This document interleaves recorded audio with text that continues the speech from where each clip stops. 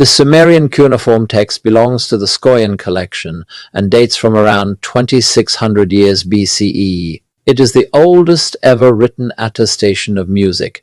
It lists 9 types of musical strings and 23 types of musical instruments.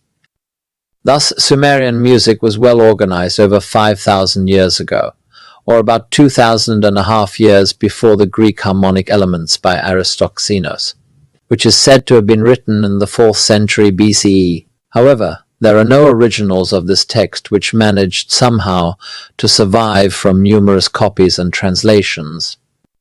The only remaining copy dates from 1564 CE in Latin, with no traces of the document from which it was translated. Thus, the only reason why we can date the work itself from the 4th century BCE is that the Latin translation says so. Therefore, this is a very precarious proposition, especially when all that we know about Aristophanes comes from a note found in the Suidas. The Suda is a Byzantine repertory dating from the 10th century CE, which would have been written by a certain Suidas. It is the source for most of ancient Greek philosophers and theoreticians.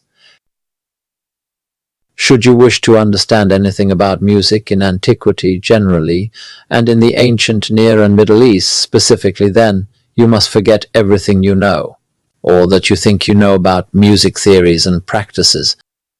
You must forget about diatonism, heptatonism, octaves, staves, clefs, Pythagoras, etc. And if you persist, you will end up with an illusion of systems. But most importantly, you must close your eyes and open your ears, as music is meant to be heard and not meant to be read. Unsurprisingly, the linguistic evolution would have run concurrently to the cultural, and therefore the musical transformation probably fueled by the agricultural revolution, some 12,000 years ago. Agriculturalists, unlike hunter-gatherers, favored exogamy, as it best suited their expansionist ambitions, which, as a consequence, led to the spreading of language and therefore of music, which in Western Asia, and probably elsewhere, resulted in a transition from biconsonantal to a triconsonantal morphology. The perception of melodic intervals and the observation of phenomena linked to acoustic autoemissions place at the foreground of a certain selective hierarchization, located at the core of the auditory neurosensory, a system which favors the transduction of the interval of the third in an innate manner, while adhering to cognitive order-acquired regulations. Most would agree that a reflexive progenitive form of musical enunciation would have existed long before any form of theory was conceived, although some believe that humankind ubiquitously came along with an ascending diatonic heptatonic system etched within the unconscious. It is certain that the concept of theory did not arise out of anywhere. Slowly and organically, the elusive idea osmosed through generative layers of non-octaval, non-linguistic, non-numeric, oligotonic, hemiolic, eventually reaching a tangible meaning through the filtering of cognitive processes until the eclosion of a coherent writing system around 3,500 years BCE in the Middle East and Northeast Africa. This phenomenon shaped these processes at a time and at a place where pitches were sung as horizontal consecutive monodic syllabic intonations, one syllable for each pitch. Excluding vertical heterophony, as a voice cannot sing 2 pitches simultaneously. It would take time, probably with the development of collective chanting and later, with musical instruments, which are extensions of the voice, to envisage a form of embryonic heterophony. Yet very far from any form of polyphony, and even further from any consonantal harmonic processes. The oldest city-states, 5,000 years ago, and human gatherings even further away from us, such as at Göbekli Tepe and beyond, would have been entertained with singing, it goes without saying, and with instrumental music that we can imagine from the evidence as extant types, such as lyres excavated from the royal graves at Ur, one of which, the famous silver lyre, hosted at the British Museum, dated from around 2600 years BCE, some idiophones such as clay rattles. a cylinder seal from the Uruk period, some 3,200 years BCE, representing a woman playing a tubular zither, ancestor of the lute, while sitting at the back of a narrow boat. Around 3200 BCE, some pre-Sumerian pictographs representing a simple arched harp, another with an undefined instrument, probably a drum. However, some enthusiastic fame-seekers have claimed the discovery of Neanderthalian flutes on the basis of a few holes roughly drilled, so they thought, on a bone fragment from a baby bear's femur, but which were proven to be gnarled by some carnivorous animal in search of succulent bone marrow.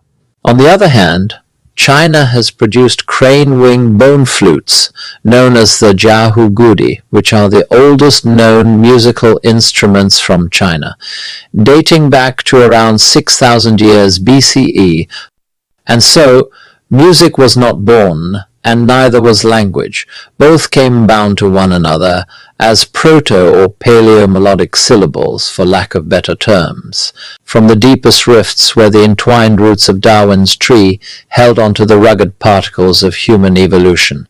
These melodic syllables were intangible, for they came from the mouth, yet unwritten for hundreds of thousand years to come.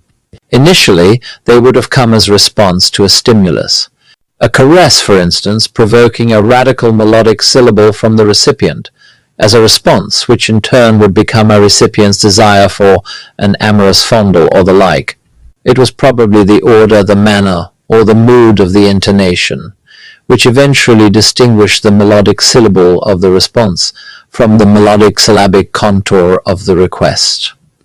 There would have been reflexive melodic syllables coming as exclamations at the encounter with some ferocious animal, such as the guttural screech at the sight of a beast, or the sibilant phoneme emulating the hissing of a snake, as psychogenesis of both the signified, or the shape of the snake, and the signifier, the hissing. There would also have been polygenetic melodic syllables arising from the imitation of the ubiquitous barking of a dog, so would have been cries of pain, purrs of pleasure, eructations of bodily functions, and other sounds common to humankind generally. This is why some words sound similarly in all parts of the world without having any common linguistic origin. We can only voice what we can hear, and thus melodic syllables found their sources from the soundscapes whence we dwelt, and so. Early melodies took specific forms as a consequence of the frequency of their emission, and reciprocally, of their perception as a constant exchange of segmental phonemes and of suprasegmental features of pitch vocalization, leading to some structural morphology. It will not come as a surprise that music came from the human voice, and that it started with a single pitch, or tonal center, the frequency height of which placed spontaneously where most comfortable for the singer. It will also be obvious that a pitch above and a pitch lower from the tonal center would have constituted the three members of the triconsonantal generative cell. In the course of a three-step melody, the upper pitch would have been interrogative, the lower conclusive, and the middle discursive or suspensive. But this is a very generalized hypothesis about the nature of early intonations. It is further contended that the intervals between these seminal pitches would have measured an approximate tone, not exceeding a tone and a half or being less than a minor tone. But again, these are very questionable appreciations, which are nevertheless based on a wide analysis of ethnomusicological practice, children's spontaneous melodies, football fan vociferations, and evidence from the interpretation of ancient Near Eastern archaeomusicological texts. The question is, why was this approximate tone adopted as the basic step by humankind from their origins to this day? I propose that it corresponded to physically preferential tensions of vocal folds in relation to the atmospheric environment of this gaseous mixture we have breathed in since our origination, allowing for the vibration of our vocal folds at specific frequencies, and favoring the generation of natural harmonics of a fundamental pitch. Hence, in such an environment, our voice would have been drawn towards the fifth, and the tone. But what of the octave, of the fourth, of the major third, and of the minor third? The answer is that the octave would never have been used in any early melodies. Its span would not have been significant and moreover difficult to achieve, as is the case with ethnic football and children's intonations which seldom use it. This interval appeared much later for the purpose of dynamic swelling, but in antiquity it would only have been considered as the place where women and children sang. It is almost certain that the concept was not initially understood, as it is one thing to produce octaves in a mixed group of males and females and children, and another to understand its concept as we do nowadays, being the relation of 2 to 1, and its implication at the core of the so-called Pythagorean and other Western theories. I do not think that our ancestors would even have been perturbed with it. Thirds, major and minor, would have been indistinguishable from one another, hence the natural predisposition for the neutral third, which sits beautifully just in the middle of the fifth and framed by 2 small tones at its boundaries. Thus there is a privileged relationship between the fifth and the tone which, however, brought up a dilemma, as one cannot fit 4 such tones in a fifth. It is also axiomatic that the practice of singing in music prehistory had not yet been burdened with any questioning about the nature of intervals which were sung spontaneously. It all would have come innately, and it is only much later, when epistemology revealed a relationship between spontaneous intervals and harmonics, that theory was born. But theory is not music. Sachs wrote that because in the current of culture and time, alternation patterns grew often from 1 step to 2 steps, from 2 to 3 steps, and so forth. The conclusion would seem logical that litany-like melodies on 1 note must be older even than 2-note melodies. But counting is a poor help in cultural history, the more so as repetition and alternation seem to differ beyond comparison, one exhibiting the need for either rest or for tension, and the other for leisurely motion. The only statement that we dare propose is 1 note as well as 2-note formations belong in the earliest age of man. Those who believe in a parallel evolution of the human individual and the human kind will be satisfied to find both the 1-note and the 2-note formations among the very first Babel songs of small children.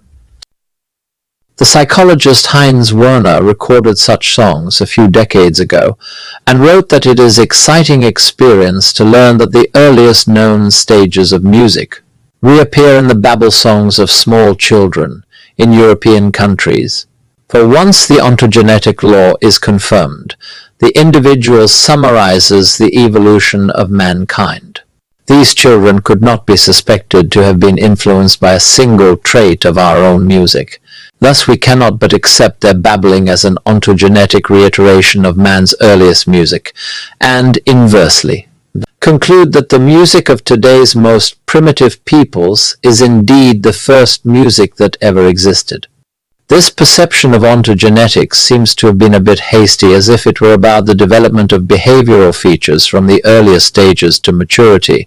It is difficult to agree that a fetus in its uterine amniotic environment would not be conditioned by a multitude of sounds for the duration of some 9 months, well enough to develop a cognitive appreciation of what it had heard. Therefore I feel that the replication of pitches and intervals at a very young age would be reasonably inaccurate because of the infant's lack of synchronization between what it heard and retained, and its ability to replicate accurately, not what it heard, but what it thought it had heard. Children do not always voice what they hear, and do not always hear what they voice, because this depends mainly on ability to retain tonal elements of an early, good musical education. A young child might not be able to repeat the 2 consecutive pitches of a neutral third, but when they spontaneously sing a monody, the neutral third might come naturally. But was it the child's intention to sing that very third? then we would be understandably excused to draw a similarity between children's development of musical abilities with the phylogenetic development of music in other groups, among which football supporters. Mass incantations vociferated by thousands of inebriated fans are mostly spontaneously synchronistic and phylogenetic types of melodic and hematonic oligotonic forms. The simplest enunciations of music may belong to ethnic groups, children or football fans, but in each case they have purpose, and even with a small amount of primary pitches they may yield a great variety of modal inflections generated by variations of interval sizes, dynamic stress, rhythm, timbre, quality and meaning of the supported or supporting text, etc. However, some collections of ethnic music are found with larger spans. With an example from the Arthur Morris Joan collection, played on a mpimo xylophone recorded in the Cameroon in 1970. The xylophone spans 11 pitches on 1521 cents. It is therefore a descending hendecatonic hypermodal system. Some will object to our inclination in associating the span of an instrument to a system, but one may never assume that pitches beyond the octave are strayed and should necessarily be brought back into an octaval fold where, as we are told, they are meant to belong, as is often thought. In the present case, there are 11 pitches with intervals between them, never under 100 cents and never above 300 cents. There is, however, a notable pattern of alternation between short and long intervals. From the treble to the bass, the pattern is short, long, short, long, short, long, short, long, short, and short. The succession of two short intervals in the bass is indicative of the practice in other cultures to accumulate shorter intervals at the base of a system, but the reason might be, in this case, that the tuning of wood blades is more difficult to perceive in the bass, thus explaining this tonal imprecision. Our own observations show, in the three cases, ethnic, children, and populous masses, that thirds never clearly adhere to our Western notion of major, neutral, and minor. These intervals are sung in whatever size fits the mood and are in synchronization with the tuning of instruments, such as chordophones and aerophones, by the technique of partially blocking finger holes, with lamellophones such as xylophones, balafons, or thumb pianos, colimbas and biras. Sound sustain is so short that their approximation is sufficient to match voice intonations when both are in approximate fusion. From our own experience, and especially from past accounts of illustrious ethnomusicologists, the interval of the fifth would be a preference with the three aforementioned groups. It would seem logical that if our vocal folds have a predilection for the just singing of the fifth, rather than any other intervals, that in reciprocation the ear would also prefer the hearing of these intervals. We would add that the hearing of the two simultaneous pitches of a fifth are not perceived in the same manner as the same two pitches when played consecutively, for the reason that both, if produced simultaneously, are part of the harmonic series of the fundamental, and therefore blend within the whole harmonic series of a same fundamental, while when the same pitches are played. Consecutively, then, the two pitches sound as the fundamental of their own harmonic series, a fifth apart. The greater the time lapse between the emission of both pitches, the greater their dissociation with their initial fundamental. This phenomenon is even more observable with equal temperament minor, neutral, and major thirds, which become less distinguishable when distantly consecutive. For evidence of triconsonantal intonations, I have chosen an earth bell from the Cameroon. It consists in a young and flexible branch growing from the ground. This branch is then bowed as an arc over the musician's back. A string of some kind, most probably vegetal, is tied to the tip of the bow and attached to some root or some bark held to the ground by the musician. The musician tenses the bow, lifting it with the back of their hand or fingers, thus tensing the string, generating an arbitrarily chosen E at 200 plus or minus 30 cents higher than the axis D. Then the bow is left in its natural neutral tension to the pitch of D. Next, The musician presses the bow downward with the inside of their hand or fingers, thus relaxing the string to the estimated pitch of B 200 plus or minus 30 cents below the axis D. It is probable that the relaxing of the string, which would have needed less effort, would have resulted in a larger interval than its treble counterpart. These gestures would have triggered generative cognitive processes by which, in congregational chanting for instance, the officiant raises their hand for higher pitches and lowers it to indicate lower pitches.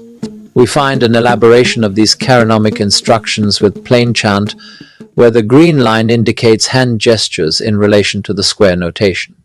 The movements of the musician's hands, as observed with the Cameroonian earthbow player, are of the same cognitive nature as the movements of the officiant's hands, which metaphorically locate pitch heights, the higher the hand, the higher the pitch with a middle position, comparable to the Cameroonian bow when neither tensed nor relaxed. It is this status of neutrality which would have led to the first single stave line and its pitch value. Thus the line in the figure above is given as the receptacle of F, and suggests that other lines would soon be added for pitches C, A, and D. Thus we find sources for Kinomic instructions in ethnomusicological occurrences as we would have found them in prehistoric practice, it is contended. The lexical structure of cuneiform text UET 7, 126 sets the cognition for a tonal symmetrical axis, or tonal palindromy, which found itself channeled into the precursory Proto-UET 7, 126, and of UET 7, 126 itself during the first millennium BCE, where pitch D is the tonal center with two equidistant pitches, an E and a C. In our reconstruction of CBS 10996, this interval is recorded in Akkadian as shalshatu, meaning third, the ordinal. The addition of two pitches, one at the treble and one at the bass, would lead us to a dilemma involving the addition of either a semitone at the treble F and a tone at the bass B flat, the intervals between them amounting to a fifth, bringing an imbalance as B flat to D, that is 4 semitones or 2 tones, while D to F are 3 semitones or a tone and a half. However, this theoretical imbalance would have been inaudible to our preliterate ancestors, who would have simply ignored the problem and probably divided the fifth into 2 neutral thirds and thirds into 2 neutral seconds as 0 cents, 175 cents, 350 cents, 525 cents, and 700 cents.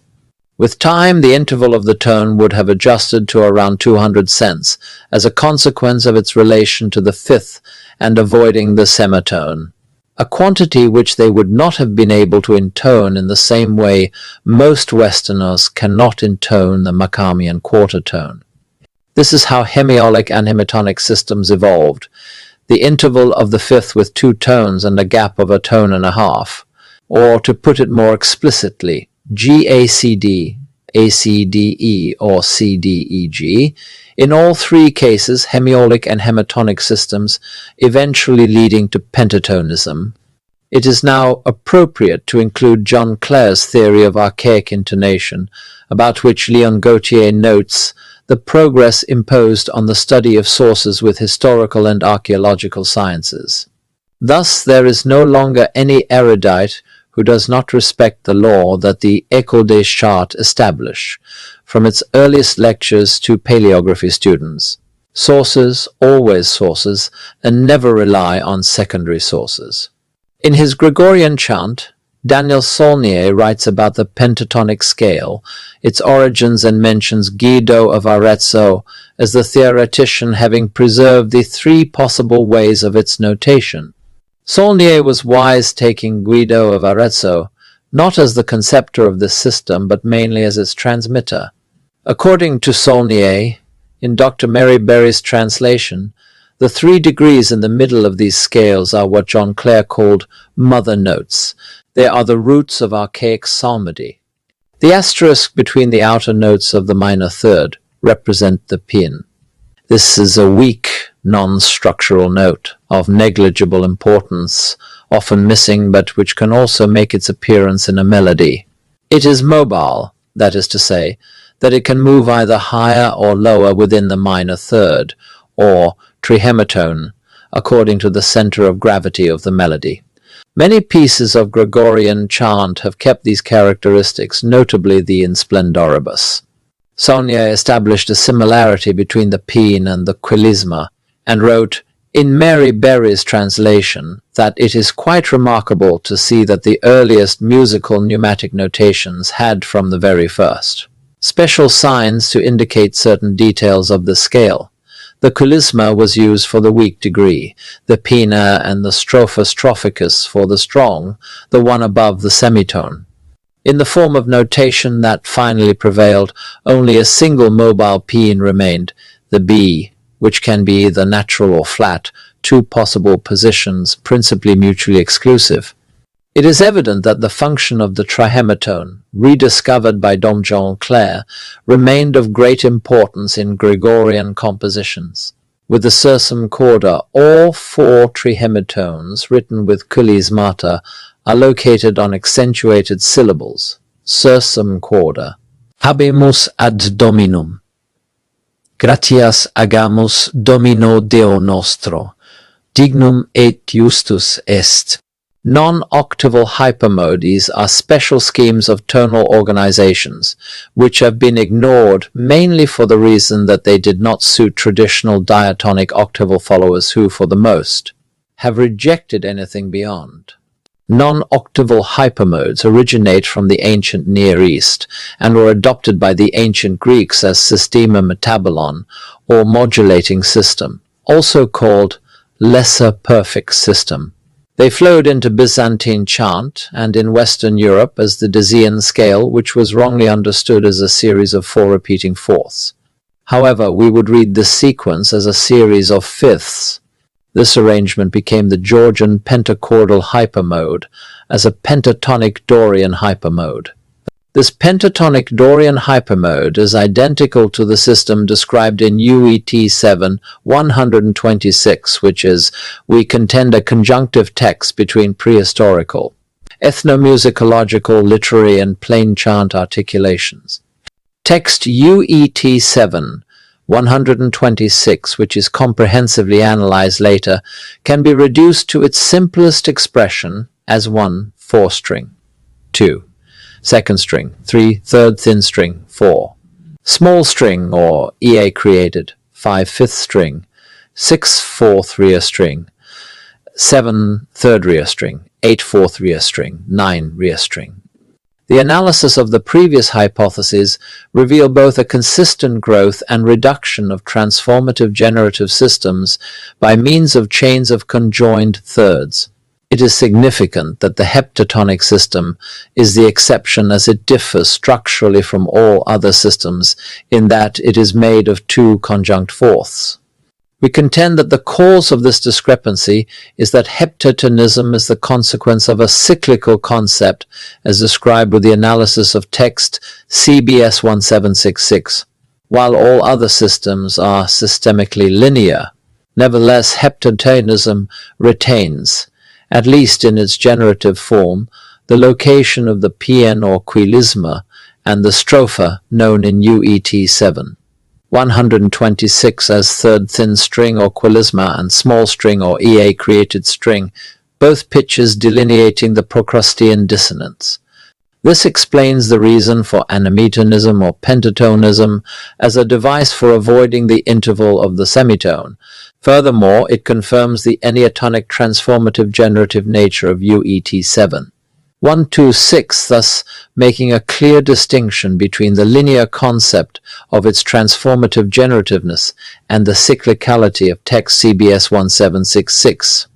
It is remarkable that the Sumerian Akkadian nomenclature in UET 7 126, which came from a late 4th millennium orality, sailed right through time in a written transposition of its orality into Sumerian lore, into Old, Middle, and Neo-Babylonian periods. Then via the Jewish and later first millennium CE Christian verbal archaic enunciations in the Levant, in Rome, and in the Occident, to reach our shores safely, keeping immaculate its original signification and, most importantly, without an iota of Greek interference. However, Isidore of Seville, 560 to 636, wrote that if sounds are not memorized by man, they are lost, as it is not possible to write them down, and therefore theory, it must be understood, is nothing more than a poor attempt at converting orality into deficient signs. These pages place my theories about the musicology of ancient Mesopotamia at the foreground. Then they are compared with the evidence and comprehensively discussed.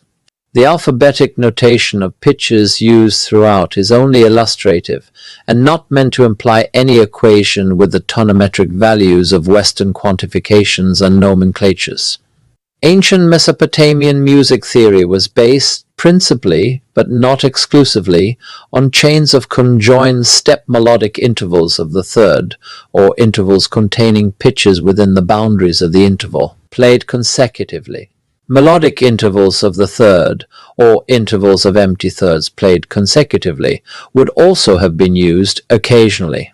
However, harmonic intervals, diads or dichords, intervals of two pitches played simultaneously, would have happened accidentally rather than by design. In the earliest antiquity, step melodic thirds would probably have been roughly neutral, around 350 cents, containing two neutral tones of around 175 cents, and then became either major, around 400 cents, containing two tones, or minor, around 300 cents, containing a tone and a semitone, with the rise of literacy.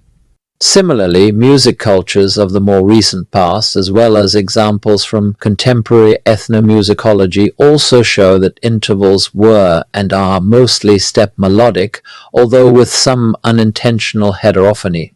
Yet far away from consonantal harmony, and it would not be surprising, therefore, that it is from ancient Mesopotamia that came the practice. There is evidence that as early as the Old Babylonian period, 4,000 years ago, these melodic and step melodic thirds had specific names with numbers, locating them within a defined grid of various hypersystems, with up to 15 degrees.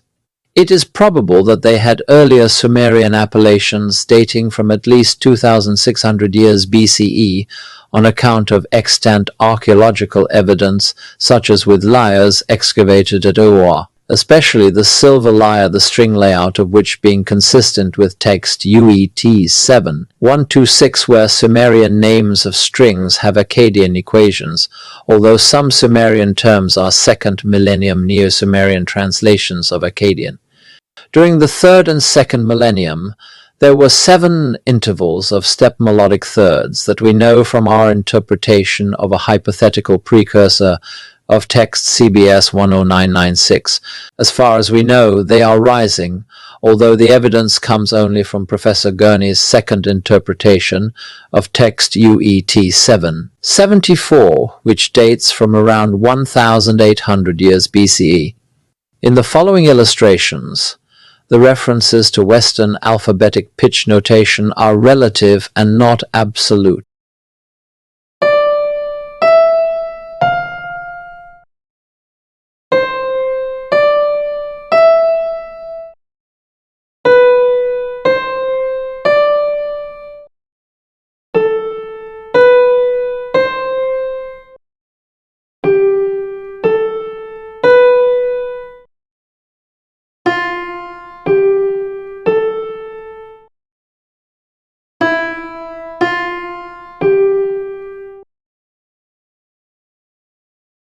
Then, 2 contiguous ascending thirds conjoin into 7 descending fifths.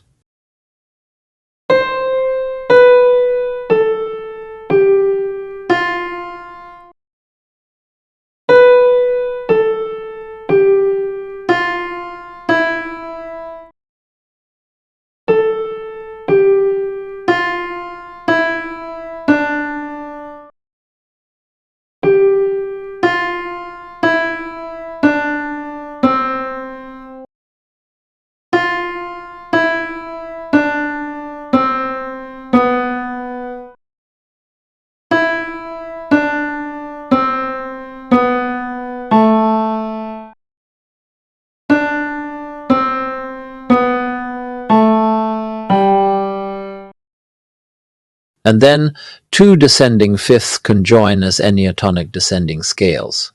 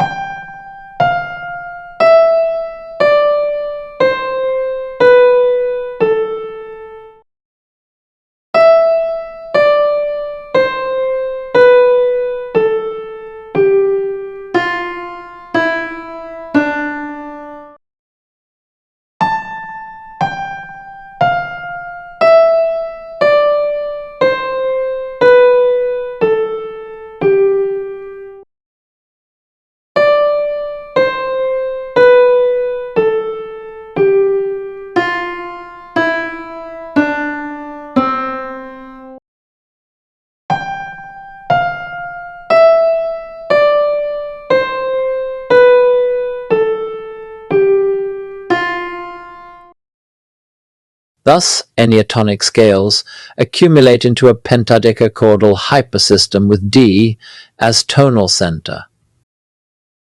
The scale of P-tum stands right in the middle of the ambitus. The interval of the fifth, kabli-tum, meaning middle, sits right at the center of the enichord P-tum with D as tonal center. Note that because of its symmetrical structure, the scales can be inverted. Mbubum DCBAGFEDC may also be Mbubum DEFGABCDE. Ishatum CBAGFEDCB may also be Ishatum EFGABCDEF, etc. The description of the formation of descending step melodic fifths and descending enneatonic scales would have been preceded by a far older principle having found its roots in preliterate times. It would have been based on the same idea of conjoined ascending melodic thirds. The prehistory of this system would have infiltrated into text UET 7.126 where it left its mark, and which we have reconstructed, enlightened by Dom John Clare, and his concept of archaic enunciations as a basis for plain chant. This text rests on an axial or central pitch of symmetry to which I have ascribed D for illustrative purposes, and for the reason that it is also the axis of symmetry in Western musicology, a principle which would have come from the ancient Near East. However, this will remain conjectural on account of polygenesis. Therefore, this symmetry would suggest that initially intervals might have been ascending or descending as its consequence, and that, for example, descending fifth niche 2 riem CBAGF could also have been its ascending reciprocal. The following illustrations explain the various stages for the formation of scales ending with the diatonic enneatonic system. Projection of two tones from the axis as a preliterate hypothesis. Projection of 2/5 from the axis, and projection of 2/4 from the boundaries. Projection of 2/4 from the axis, creating an anhemitonic set. GAC DEGA from the third millennium, and fusion of the 2/5 with crossover fourths, creating a common tritone. The system is now hemitonic diatonic, from late third millennium to present. This axial D would have had two equidistant pitches, one at its treble and one at its base, and was the foundation cell for all systems thereafter. From this axis, 2/5 would have been projected, one to the treble and the other to the base, and so on. This illustration explains the evolution from the fundamental third and its growth into the animatonic system as known from Guido d'Arezzo onward until Dom John Clare's discovery in earliest forms. In the present description from text UET 7.126, it would be GAXCDEXG&A. The X indicating the void of a tone and a half, where the B and the F will later stand in their semitonal value in relation to C and F, respectively. In the previous example, E, we have a diatonic enniatonic structure where the Procrustean interval sits right at the center of the system and links both fifths into a single structure. This Procrustean fifth is called Morub in Sumerian and Kablitum, which in Akkadian means middle part, inner part, appropriately.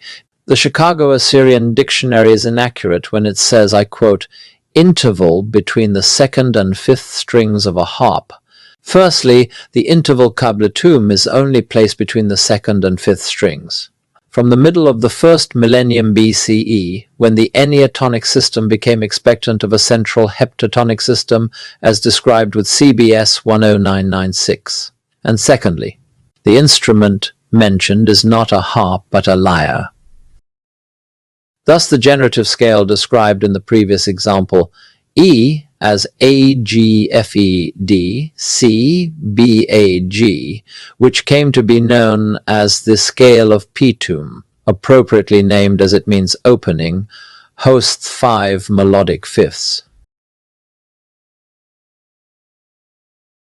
and 5 melodic thirds. Thus, the generative descending scale of Pitum A, G, F, E, D, C, B, A, G would need additional pitches, 2 at the treble and 2 at the bass, and amounting to a tridecachord, to host the 7 melodic thirds and the 7 melodic fifths mentioned earlier. Now, the scalar ambitus, that is the span which could hold all 7 enniatonic scales, was pentadecordal, anhemitonic and hemitonic during the early 3rd millennium. It became enniachordal, anhemitonic during the 2nd millennium, and heptachordal, anhemitonic and hemitonic from early to middle 1st millennium BCE. The 7 ascending melodic thirds and the 7 descending melodic fifths would have been arranged in alternation as a precursor of text CBS 10996. The arrangement of these intervals covered the string plan of a tridecachord or a hypersystem of 13 pitches at the core of which had lain the generative enniatonic scale of Pitum appropriately, meaning opening, as it is from this scale that all others developed, keeping pitch D as tonal axis. We have seen how the 7 scales of the system in the 3rd millennium BCE were built from the conjoining of descending melodic fifths. This resulted in the disposition of the various pitches on a large ambitus of 15 degrees, which meant that if a musician wanted to play melodies in the 7 scales of the system, he would have needed an instrument fitted with 15 strings. This is what is called the dynamical disposition in a hypersystem. However, a musician with an instrument fitted with the 9 strings of the enniatonic model could have retuned his instrument to a scale of his choice, but this meant that he might not have been in tune with other instruments tuned dynamically. There is also the matter of the span of melodies which were composed. It is doubtful that they extended beyond the 5th, and therefore the tuning of an instrument in one enniatonic scale could have allowed the playing of melodies in 5 different hemiolic scales or melodies. Contained within a 5th, for instance, should the instrument be tuned in the enniatonic scale of Ishatum CB, AG, FED, CB, the musician could have played 5 different hemiolic melodies.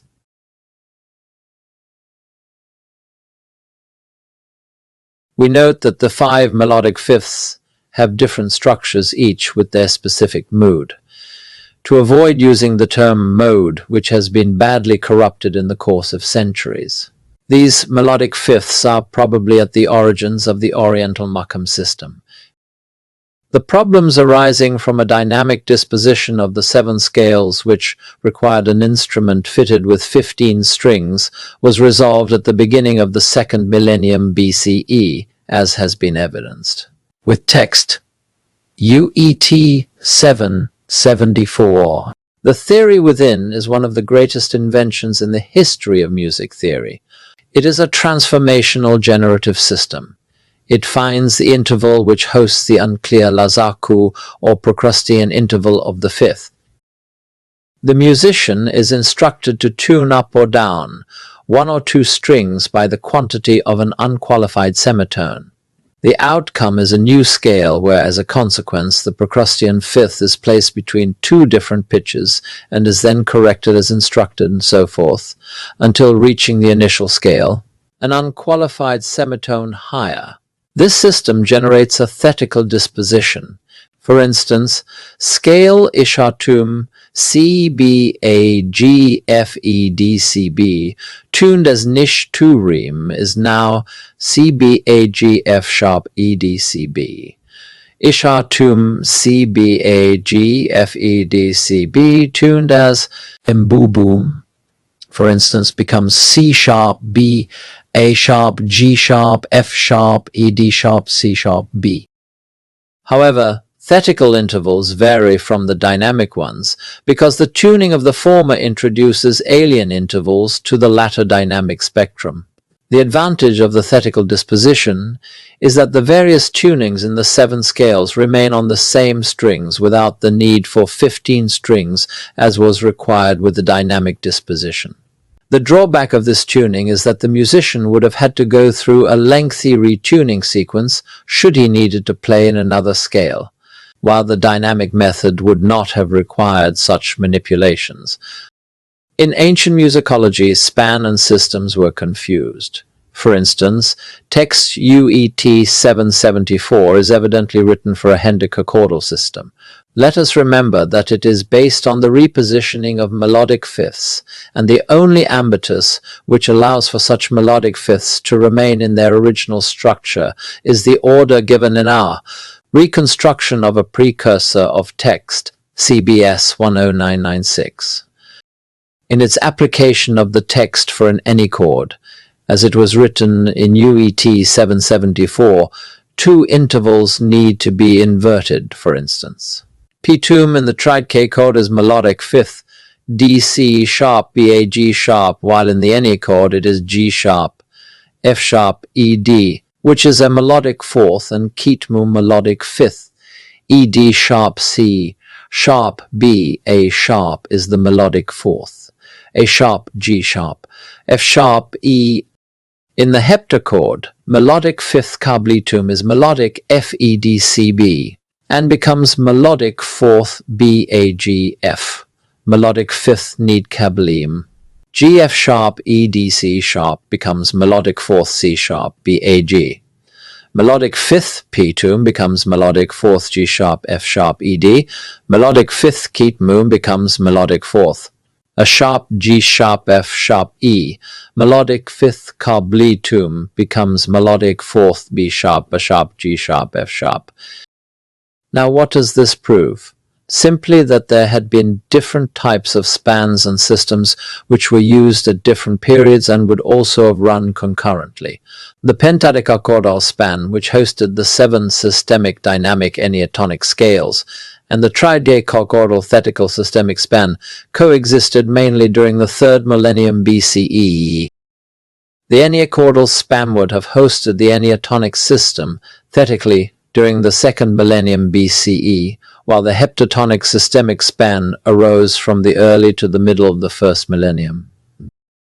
From around 600 BCE, 2 texts illustrated the shift from intonation to heptatonism, CBS 1766 and CBS 10996. This significant shift was based on a radical change. The system, which was linear, became cyclical. This linearity came from the cognitive principle by which systems came from the placing of strings on the yoke of the lyre. This system was known until very late in the history of the development of theory up to Boëthius in the 6th century CE, and later with Silenus in the 16th century and others in the West. On the other hand, cyclical schemes were known in the Middle East from the 13th century, notably with Safi ad-Din al-Amawi in the 13th century CE in his Kitat al-Adwa.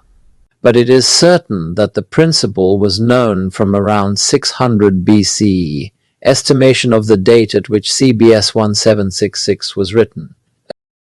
Yet, the archaeological discovery of a text dating from a specific period does not mean that the application of the theory within began at that time, but only means that the system was then known. Additionally, the discovery of a single text does not mean that the theory was generally adopted at that time. It might have been the consequences of an isolated theoretician's elucubrations. Who knows? Evidence in archaeology is found by chance and not by design.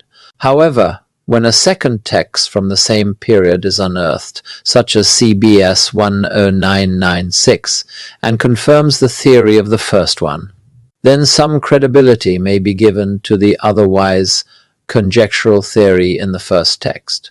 This is precisely what happened, with the difference that in fact it was the second text which was first interpreted. However, for our purpose we shall describe what CBS 1766 says. The tablet has an heptagram inscribed within two concentric circles. At each vertex of the heptagram are numbers, and at the side of each, the name of a string as known from text UET 7126.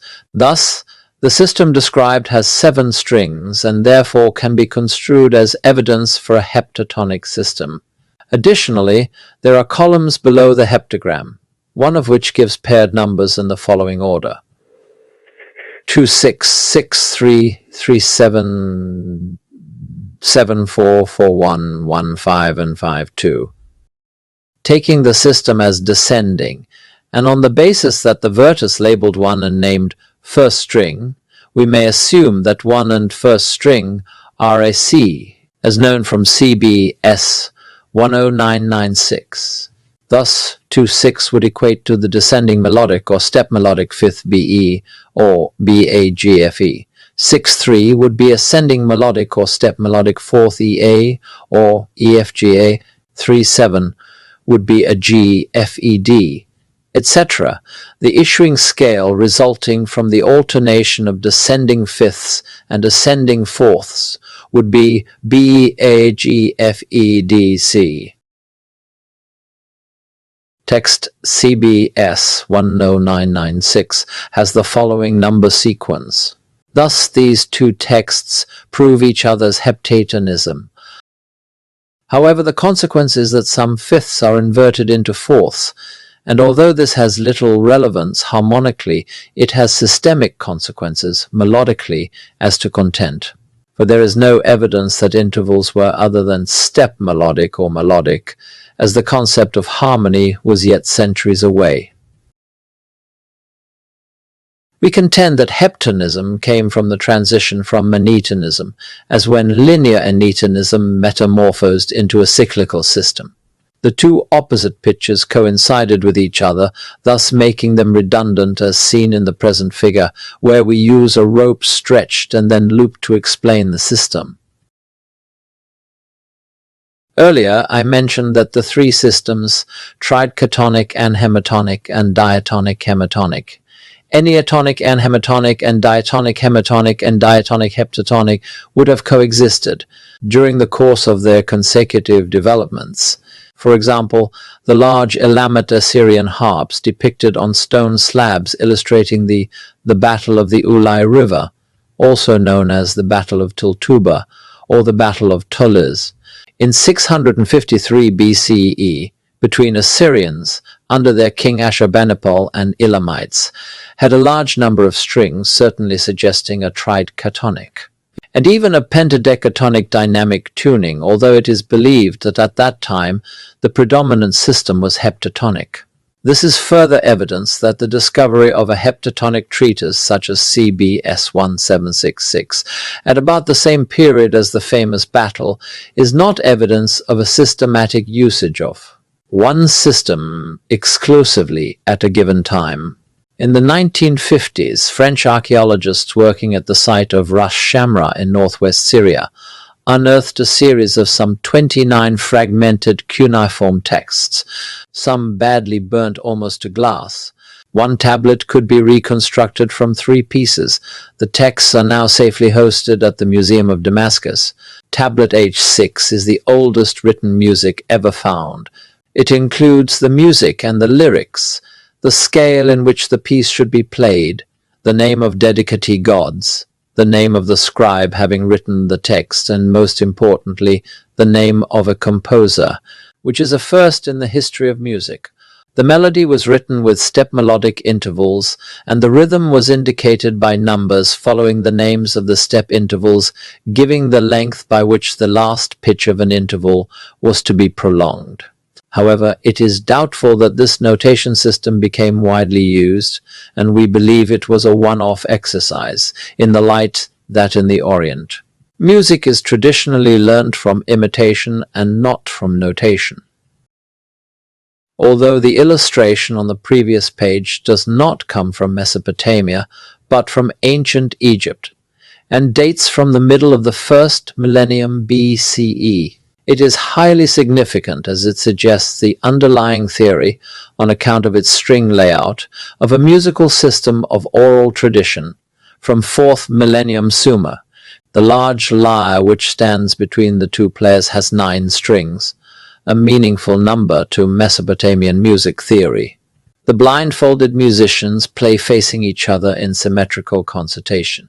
The instrument would also have been tuned in symmetry and anhematonically, probably as F, G, A, C, D, C, A, G, F, with D as axis of symmetry, because this kind of tuning would have lessened the risks of dissonances when two blind musicians improvise together on the same instrument. Leonard Woolley, 1880 to 1960, found this fragmentary copy of the tablet at Oa in southern Iraq, south of the main courtyard, at the Dublama temple in the late 20s. This tablet is Neo-Babylonian, about 600 BCE. However, the knowledge it encapsulates is certainly much older, as it describes the stringing of an archetypal preliterate lyre fitted with 9 strings. Not unlike, at least in size, the model in the title. Although most copies of this lexical series are relatively late and date from around the middle of the first millennium BCE, there is an old Babylonian precursor known as Proto-Nabni-II. There are also Middle Babylonian versions dated around 1000 BCE, including one damaged copy. Although the earliest version of this text is Old Babylonian, its structure, which is descriptive, suggests a much older origin which I would place at the dawn of literacy, if not earlier, and orally transmitted. As this document suggests, it would have been the oral description made by a musician to a scribe asked to record the strings and names of the instrument on a clay tablet. It is the 32nd tablet of the series Nabni II, also known as UET 7126. Copies would have been distributed widely during a number of centuries, possibly even millennia, in the various provinces and kingdoms of the Near and Middle Orient, as it certainly was a type of encyclopedia essential to scholarly institutions, temples, and palaces. Some essential philological remarks are essential before discussing the musicological significance of this bilingual text. 1. The Akkadian is partly but not entirely a literal translation of the Sumerian. 2. We assume that Sumerian entries are descriptive insofar as they give the names and locations for each of 9 strings. 3. There appears to be a tonal interrelationship between lines 1 and 5. 4. Lines 9 to 5 seem to stand in symmetry with lines 5 to 1. 5.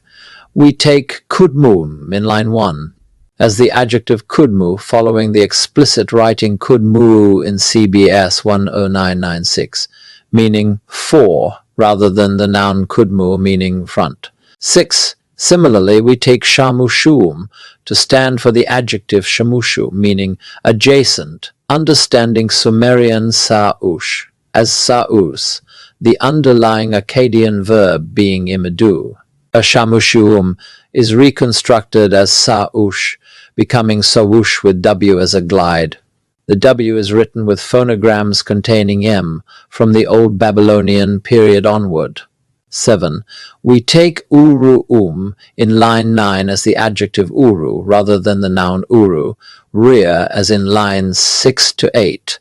Theocrisbian translated the Sumerian lines 6, 7, and 8, sa, x, a, ga, gul, and string 9, sa, 1, a, ga, gul, la, by string x of the bigger back and first string of the bigger back. The 4 last string names have a, ga, gul, la, of the bigger back of the sammu instrument, which names the strings at the back of the instrument by opposition to the first string, which would be placed closest to the head of the typical boviform lyre. Thus, strings 4, 3, 2, and 1 of the instrument would be placed at its bigger back, since the only known instrument having a bigger back, or bottom, is the monumental boviform lyre or other lyres with other animals such as calves and deer. It makes little doubt that the sammu was the monumental boviform lyre known from the middle of the 3rd millennium, and probably earlier. This suggests that this instrument remained a paradigm during the next millennia, until it faded away in the late 1st millennium BCE, and later in other cultures. This text was not only a list of strings with which the instrument was strung, but it also implied the status for a fundamental transformational generative enneatonic system, which was realized with UET 774. This text should be considered an Akkadian-Sumerian bilingual document as opposed to the older Sumerian-Akkadian lexical series. However, UET 7-126 stands apart from other Akkadian-Sumerian vocabularies, because the Akkadian is partly but not entirely a literal translation of the Sumerian. These entries are not prescriptive. They are descriptive as they name and locate the 9 strings of the lyre. Sumerian lines 9 to 5 stand in symmetry with lines 5 to 1, while Akkadian entries indicate variations to the symmetry of the Sumerian. Then the reader may ask why the first 2 strings in Sumerian and Akkadian are not simply called string 1 and string 2. What is the meaning of small, thin, and Ea the creator, and why the first line has Sa, D, without 1, while the 5th line has Sa, D, with, we think, 5. What is the meaning of Sa D? These writings cannot encapsulate some extraordinary or unintelligible system. However, they can be explained musicologically. As we will see, the 3rd and 4th strings give a clear indication about the transition from anamitonism to hemitonism. The 3rd thin string has a parallel with the akakoba, also meaning thin string, which is found on a harp from Uganda with a similar function and position as the thin string in the present text and with the peen, also known as quilisma or stropha. According to Claude Lévi-Strauss, cultures are viewed as systems which are analyzed in terms of structural relations among their elements. Thus, patterns in cultural systems, of which musical systems are part, are products of the fabric of the human mind. The original layout of the earliest systems came from the yoke of the monumental lyre. It is a linear structure, a straight and slender wooden stick, on which strings are affixed at precise emplacements and tuned by means of levers or other methods, to satisfy the cultural sphere with which they identify. This leads to the hypothesis that the descriptive enneachordal listing of the strings of the lyre was also underlying the tuning method within the structure of the transformational hypersystemic enneatonic set, with the 3 following figures. 1. String 5, or D, being the center of the system, would have been tuned to a pitch which satisfied the lyricist in relation to the structure of the instrument. 2. From this central pitch, string 1 of the treble would be tuned up to a 5th. 3. From the same central pitch, string 1 of the bass would be tuned down to a 5th. From both first strings, treble and bass, the 4th strings, treble and bass, would be tuned up and down by a 4th. 5. From the center, string 5, 2/4 would be projected to the treble and to the bass, generating an anhemitonic enneatonic scale. 6. From C, tune F, and from E, tune B, generating an hemitonic enneatonic scale. In November 1977, Aaron Schaffer found a small fragment in the University Museum collection in Philadelphia, which he thought that it complemented UET 7126. It was published in 1981. It is a fragment which would be the continuation of UET 7126. It comes from a copy of the same text. It would be a second chapter, as after having listed the 9 string pitches of the system, ending by saying 9 strings. The text continues with line 11 as Sumerian Sa, Du, Ah, Akkadian P, is, Mu, probably as a header. But what is the meaning of P's Mu? The Chicago Assyrian Dictionary is inconclusive as it says nothing more than we already know. An enlightened guess is that P's Mu would be the term for step melodic fifth, and that with regard Sihip, Sipum would be a nominal derivative of Sa-Pum, meaning to throw to the ground. However, for reasons which will become obvious during the process of our explanations, we would translate the verb Sahapum not as to throw to the ground, but to send back to the beginning the designated step melodic fifth at the beginning of the next scale. As explained before, an enneatonic scale is made up of 2 conjoined step melodic fifths, and we propose that the lines give the name of the second fifth of a scale. And secondly, that the instruction means to replace it at the beginning of the next scale, where it is followed by a second fifth, thus creating a new scale and so forth. Therefore, these lines explain the formation of enneatonic scales, and confirm that each is made up of 2 conjoined melodic fifths. To conclude, this text is elucidated from our interpretation of text CBS 10996, applied to the enneatonic system on an ambitus of the 15 degrees of an hypersystemic pentadecachordal span from C3 to C5.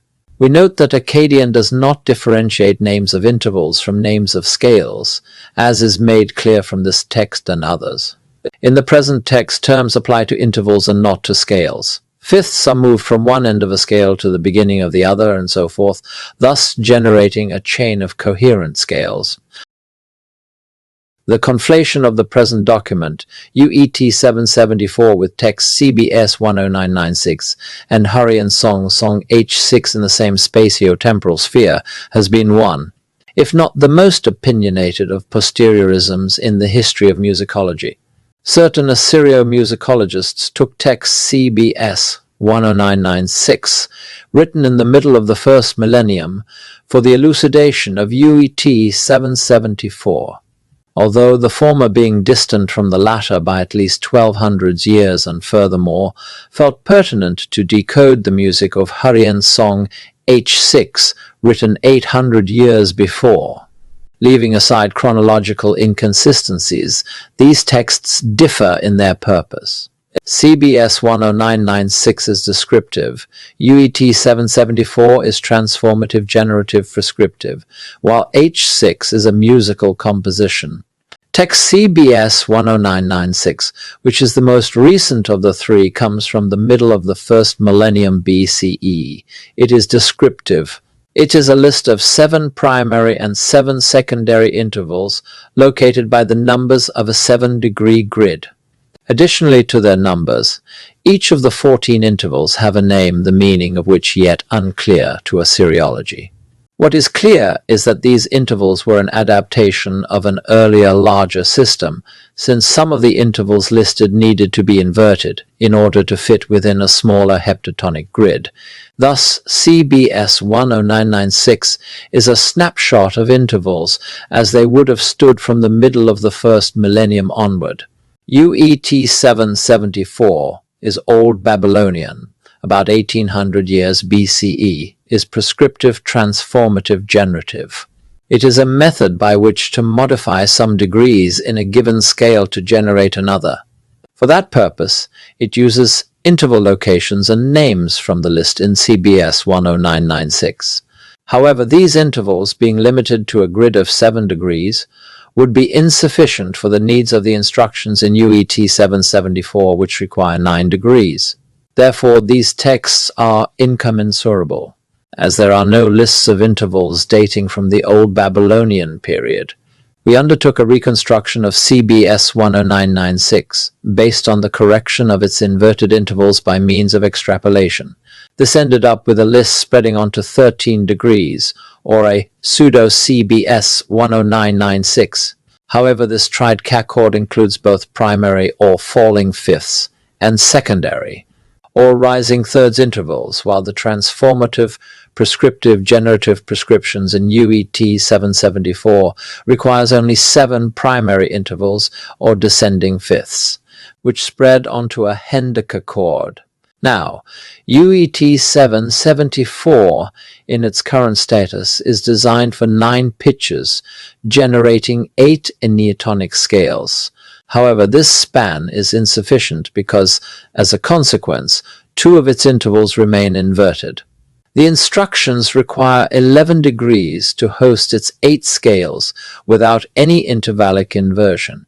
This strongly suggests that there had been a Sumerian hendecatonic forerunner of UET 774, agreeing with the 11 strings on the silver lyre of Ur, for example. H6 dates from around 1400 years BCE. It is a song as unequivocally written on the colophon. There is no mention of any accompanying instrument, therefore we take it was a syllabic melody, or a song where each syllable has its own degree. The relation of this text to the 2 preceding is that it uses both primary and secondary stepwise melodic intervals in Proto-CB S10996 and their transformation in. The instruction in UET 774, apart from a small flake which is probably a fragment from another contemporary tablet, archaeology has not produced any other duplicate. However, the presence of this flake, as coincidental it may be, would suggest that this manuscript was well known during the Old Babylonian period. There would have been a Sumerian predecessor, contemporary with the boviform lyres of Ur, which is yet to be discovered. This tablet was unearthed by Sir Leonard Woolley at Ur in the 1920s. Professor Gurney published it some 40 years later in 1968. At that time, no one had yet thought that the scale might be descending, and in spite of my attempts at promoting the idea on the basis of Greek, Oriental, and other models, we were ignored. After having asked advice from David Woolstan, music master at Magdalen, Oxford, Gurney published his paper, taking the system as if it were ascending. Then, in 1982, the Syrian Raoul Gregory Vitale also advanced that the system was descending, but was likewise ignored. Finally, in 1990, Assyriologist colleague and friend Theo Crisp Iron perceived a new reading of line 12 as nusukum, a form of the verb nasakum, meaning to tighten. This new term nasakum, Sumerian gid-e, or nusukum, Sumerian zizi, is the technical verb for to tighten strings. Its antonym is ni-um, Sumerian tulu. Subsequently, Gurney published another paper in 1994 where he concluded that the Babylonian system was descending. Assyriologists did not trust musicology, and it was only on philological grounds that some admitted that the system was descending. The structure of text UET 7126, which was discussed earlier, consists in the nomenclature of the degrees of a static enneatonic scale where the degrees are organized in a symmetrical pattern. This scale would have been used as a standard from which to build other scales with chains of thirds, amounting to what is called a system. It is composed of 2 conjoined step melodic fifths, M-boom and P-tum or A-G, F, E, D, and D, C, B, A, G, which are themselves composed of 2 conjoined thirds, respectively, amounting to a scale known as P2, meaning opening, an appropriate term from which to construct a system. On account of its symmetrical structure, the pitches would be a G, F, E, D, C, B, A, G. In the text, the string or pitches are defined as follows, roughly meaning: first string, second string, third thin string, fourth small string, EA creator, fifth string, fourth rear string, third rear string, second rear string, and rear string. This can be simplified as string 1 of the front, string 2 of the front, string 3 of the front, string 4 of the front, fifth string, string 4 of the rear, string 3 of the rear, string 2 of the rear, rear string. The tablet is badly damaged with its 4 sides broken away. We note that it is divided into 2 columns. The text in the column to the right was restored by means of extrapolation on the basis that line 12 appeared to be the axis from which lines 11 and 13 flowed oppositely in symmetry. The instructions in this text are set in quatrains, as we shall see, the static scale standard in UET 7-126 and the transformational generative prescription in UET 7-74 are linear diatonic and enneatonic. They validate each other. Without the symmetric nature of the instructions given in the two quatrains sitting on each side of the axis of symmetry at line 12, it would have been impossible to say how the text started or finished. It was on the basis that the first fifth, 1-5 in CBS 10996 being niche turim, CBAGF, taken in its descending disposition, that we hypothesized that UET 774 too would have started with this falling interval of the fifth, which conjoined with the fifth Ka-Bli-Tum amounted to the scale of Ishar-Tum. It must be noted that the scale of P-Tum, or opening scale, remains at the center of the system from which, prior to the design of UET 774, it would have grown symmetrically to generate hypersystems. This indicates that different transformational generative methods were used at different periods. Thus, we uphold that UET 774 gives instructions for the construction of a series of 8 descending enneatonic scales sharing the names of the 7/5ths as we know them. In my reconstruction of a Proto-CBS 10996, UET 774 is further evidence of the remarkable creative genius of Babylonian scholarship. The transformative generative method prescribed in the system was never equaled by any other civilization, as it transforms a dynamic disposition into its thetical form by means of a transformative correction of dissonance. This text presents a combination of the following. 1. Each quatrain starts with a conjunction introducing a conditional clause, the protasis, and finishes with an implied apodosis. If, then. 2. It mentions a string instrument, the zami. 3. It gives the names of intervals as they are known from text CBS 10996. 4. It mentions the names of 9 strings as they are known from UET 7126. 5. There are instructions for the tension and or relaxation of strings. 6. They include terms in the negative and in the positive, qualifying an interval, la zaku and izako meaning clear and unclear, that we would take as the adjective zaku. Since there are 9 strings or pitches listed, this confirms that the instructions in the text were related to the 9 strings given in UET 7126, and not to the heptatonic configuration in CBS 10996. Therefore, this text is about an instrument fitted with 9 strings, and with instructions for the construction of the 8 scales of an enneatonic system. Rightly, some will argue that there should be a distinction between span and system. However, the instructions apply to all 9 strings, systemically, and is therefore evidence of their application for an enneatonic scale system, and that the usage of an enneachordal instrument was mainly illustrative of the span required. Had the text been dedicated to a heptatonic system, then only 7 string would have sufficed. The instructions would have been adapted accordingly. Professor Gurney's transliteration of the tablet is as follows. Shummazami pitumma, embubum lazaku, shalsham katnam tunasahma, embubum izaku. Shummazami embubuma, kitmum lazaku, rebi uchim tunasahma. Kitmum izaku. Shumag zami kitmuma, ishartum lazakat. Samusham oriam tunasahma, ishartum izaku. Nusuchum. Shumazami ishartumma, kablit amta alput. Shamusham oriam tenima, zami kitmum. Shumazami kitmumma, ishartam lazukuta amta alput. Rebi ochim tenima, Zami embubum.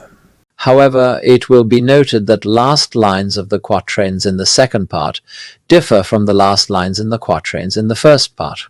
In the first part, the last line says that the Procrustean intervals are corrected to consonants, while the last line of the second part mentions the issuing scale. Let us remember that the corrected interval in the first part has the same name as the generated scale in the second. The following tables are the consequences of extrapolation and provide the full scalar system in the original text. The next clip shows the location of the Procrustean interval in the 8 enneatonic scales. The next 7 clips explain the method of scale generation in the first passat of text UET 774.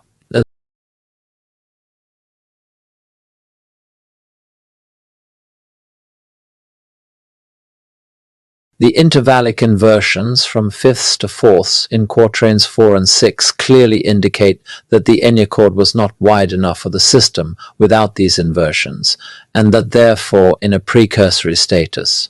The ambitus would have spanned a hendicachord as confirmed from our reconstruction of CBS 10996, which lists the 7-step melodic fifths on a span of 11 degrees.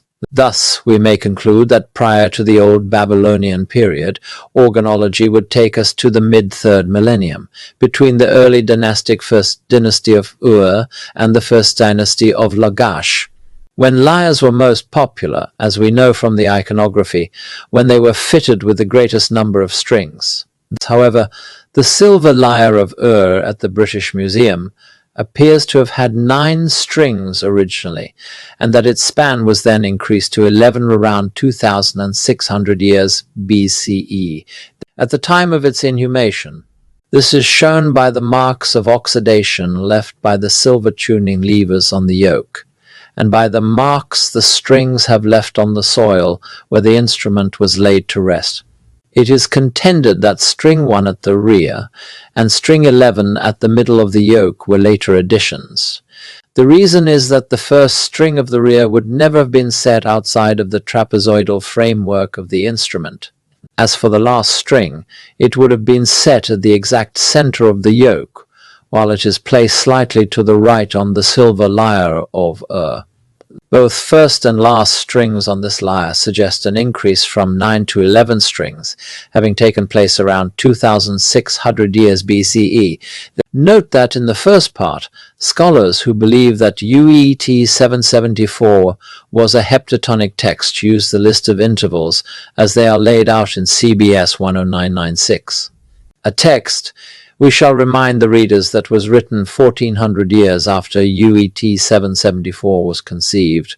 Therefore, it will not come as a surprise that this manipulation would have turned UET 774 into a heptatonic system. As a consequence of this anachronism, in the first part of the second quatrain, the third line should read tune up 1 of the front and 2 of the rear, and not 1 and 8. Fourth quatrain, the third line should read tune up 3 of the rear and not 7. The second quatrain, third line should read tune down 4 of the rear and not 6. Fourth quatrain, the third line should read tune 3 of the rear and not 7. The sixth quatrain, the third line should read tune down 1 of the front and 2 of the rear and not 1 and 8. The following clip shows the heptatonic layout. 3/5 are descending and the 4 last are inverted into fourths because of the reduced span. The tonal axis has shifted to the bass. The next clip shows the enneatonic layout. 5/5 are descending, the 2 last are inverted into fourths because of the reduced span. The tonal axis has shifted by 2 tones to the bass. The next clip shows the hendicatonic layout. All fifths are descending. The tonal axis has shifted by 1 tone to the bass. The next clips show the reconstruction of the full transformational generative prescriptions in UET 774.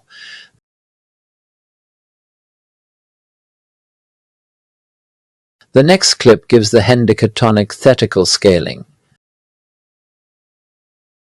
followed by the enneatonic scaling, and followed by the heptatonic scaling. We contend that the instructions in UET 774 were never used outside the theoretical scene and probably never applied in practice. The reason is that while transposing a scale to a contiguous one would have been simple enough, for instance, from Kablitum to Nid-Turim, one would only have needed to tune up 2 Cs to 2 C sharps. But the tuning from Ishartum to Kitmum would have required the sharpening of 6 pitches, taking a relatively long time, perhaps by as much as 1 minute per alteration, to which the stabilization of the instrument would have added. We would be in favor of the usage of a unique dynamic tuning, which would have allowed for the playing in most scales, or of a smaller ambitus allowing for the playing in few scales depending on the span of the instrument, taking in account, additionally, that the melodic span of songs, in antiquity, might have rarely extended more than a fifth. It is also probable that during a performance, religious or profane, it would be reasonable to assume that a particular specific scale would have been chosen and remained the same throughout the performance. After all, was this not the case with the suite de dances in the 17th and 18th centuries? Therefore, we contend that UET 774 was, after all, a text of theory devised for theoreticians and not for practice. Musicians would have been mostly illiterate, and the memorizing of the instructions in UET 774 would have been arduous to them. When literacy was rare, texts of theory destined to musicians would have to be as simple as possible. This is why our interpretation of CBS 10996 would have been the simplest representation of a greater Babylonian system that any musician would have understood without any academic instruction in music theory, just remembering the names of intervals and the corresponding pitch series, as with Makamian Ajnas. Thus, we are confident in that CBS 10996, in our interpretation, had been an orally transmitted system long before it was committed to clay tablets. In the left column of UET 774, lines 1, 6, and 11 must refer to 3 rear strings. 4, 3 and 2, since the uru is in the genitive, and that only in these 3 strings uru can be in the construct state. Ribi urim, shashi urim or shini urim, 4th string of the rear, 3rd string of the rear, 2nd string of the rear. At line 6, we take urum as the adjective uru rather than the noun uru, mean in rear.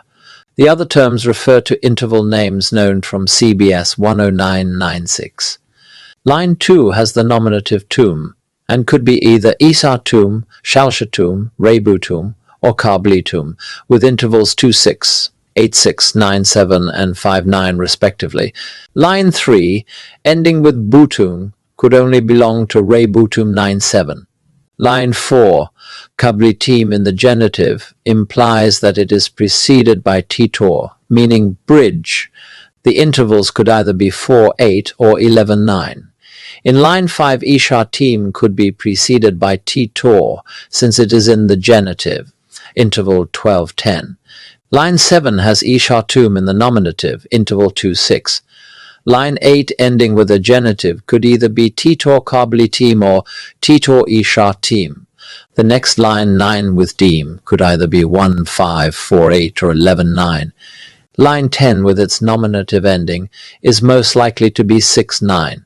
Leaving aside the philological debate raised by the above reconstruction and relying only on musicological logic, we note that the text is made up of quatrains, as is the case with the right column of the same tablet. However, on this column, quatrains are subtitled with pitch string names arranged in descending fifths, according to our following reconstruction. The quatrain proceed as follows. 1. The first line is a descending step melodic fifth. 2. The second line is an ascending step melodic third. 3. The third line is an ascending step melodic third. 4. The fourth line is a descending step melodic fifth. The fifth line does not belong to the quatrain. It is a subtitle giving the name of the pitch of a string. These intervals follow a specific pattern, 1-5, 7-5, 12-10, 5-9. They represent intervals which are written in full, as they are listed from CBS 10996, 1-5 niche 2 reem, 7-5 she room, 12-10 titor ishatim, 5-9 kablitum. Follows the subtitle, in this case, Hamshu. The next quatrain starts with the last interval ending the previous one. In this case, 5-9, interval kablitum. In our reconstruction, 1, the first quatrain, A starts with the descending step melodic fifth niche 2 reem. B, it is complemented with the last member of the quatrain, the descending step melodic fifth kablitum. C, the conjoining of the two intervals amounts to the scale ishatum. D, the next quatrain starts with the descending melodic fifth kablitum. E, the two inner ascending step melodic intervals of the first quatrain are she room and titor ishatim. F, when they are conjoined, they form the step melodic fifth embubum, which ends on D, which is the pitch of string hamshu. 2.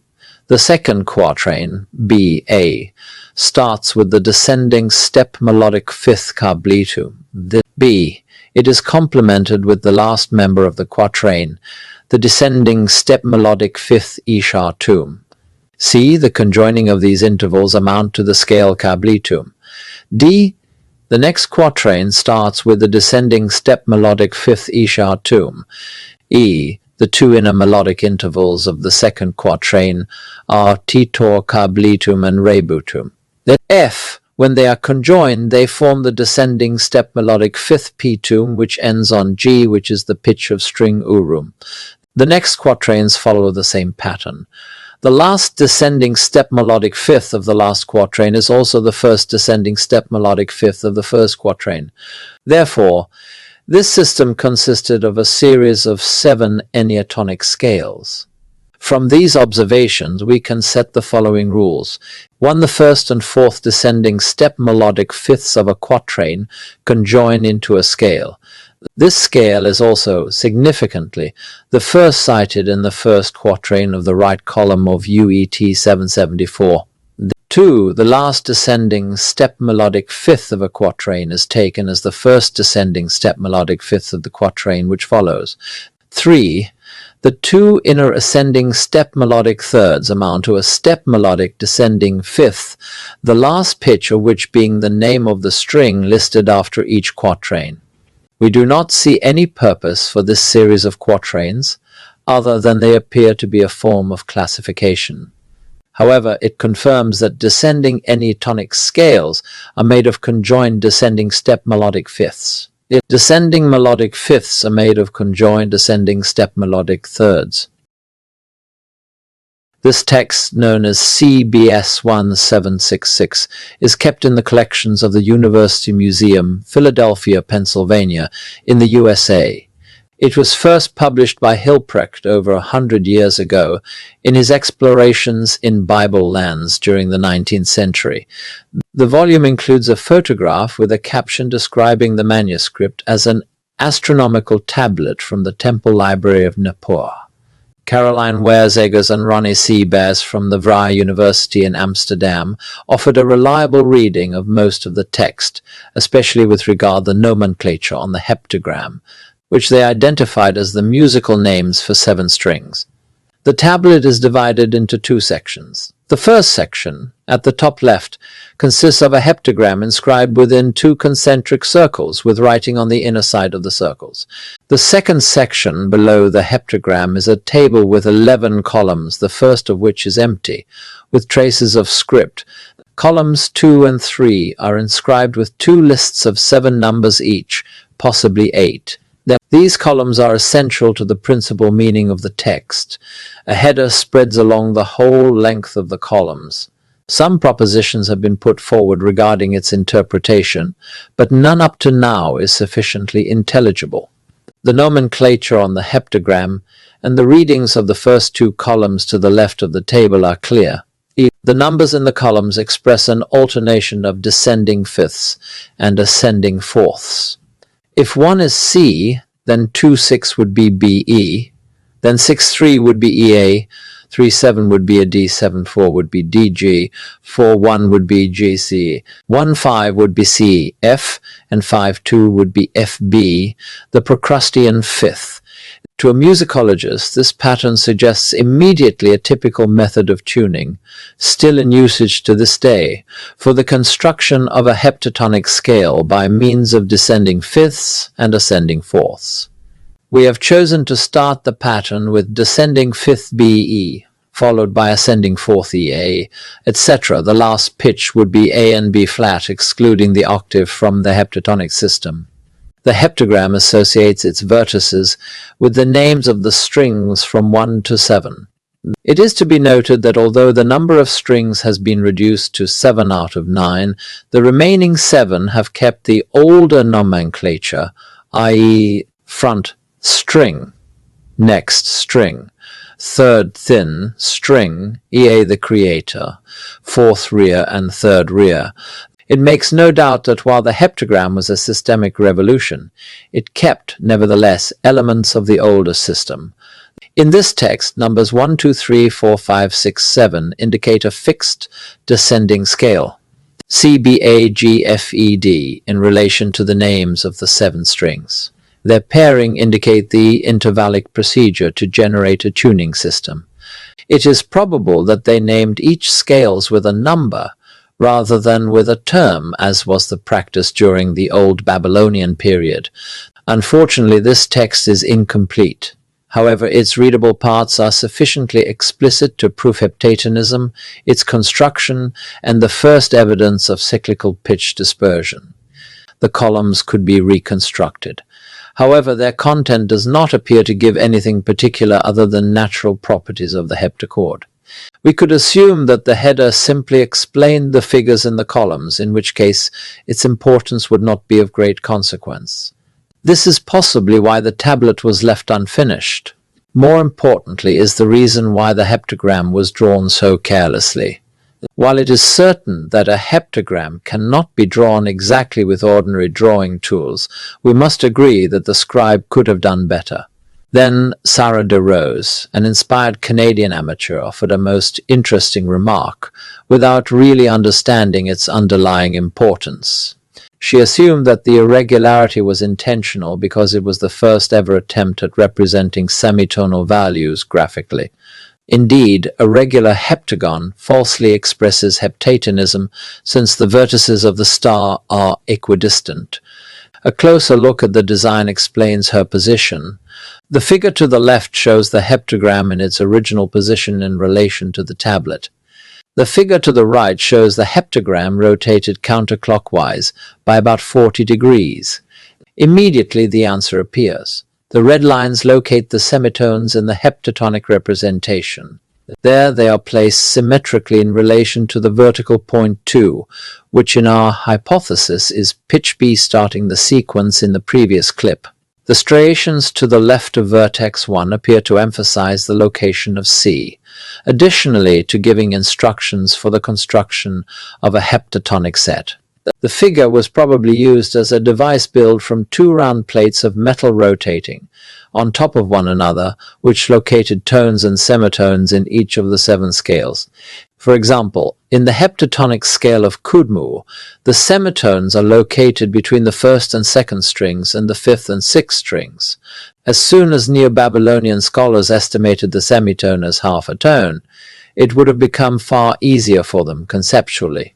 To divide the 360 degrees of the circle into 12 sections of 30 degrees, since the theory approximately divided the octave into 6 tones, or 12 semitones, while Babylonian scholarship might have divided the circle into 12 angles of 30 degrees to quantify semitones, 2 semitones of 60 degrees for tones, and consequently would have invented the equal temperament system, is far-fetched.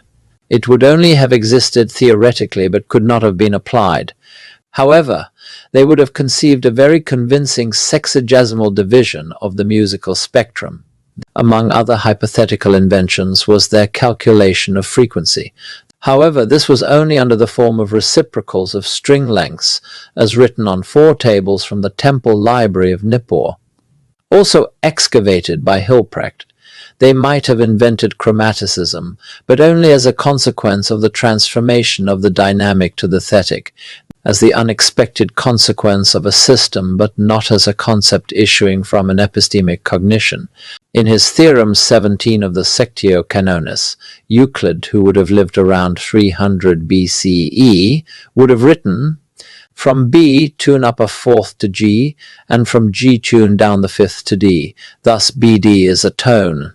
From D tense the fourth to E, and from E tune down the fifth to Z. ZD will thus be a tone, and ZB a ditone. In other terms, from E tune up to A, from A tune down to D, from D tune up to G, and from G tune down to C.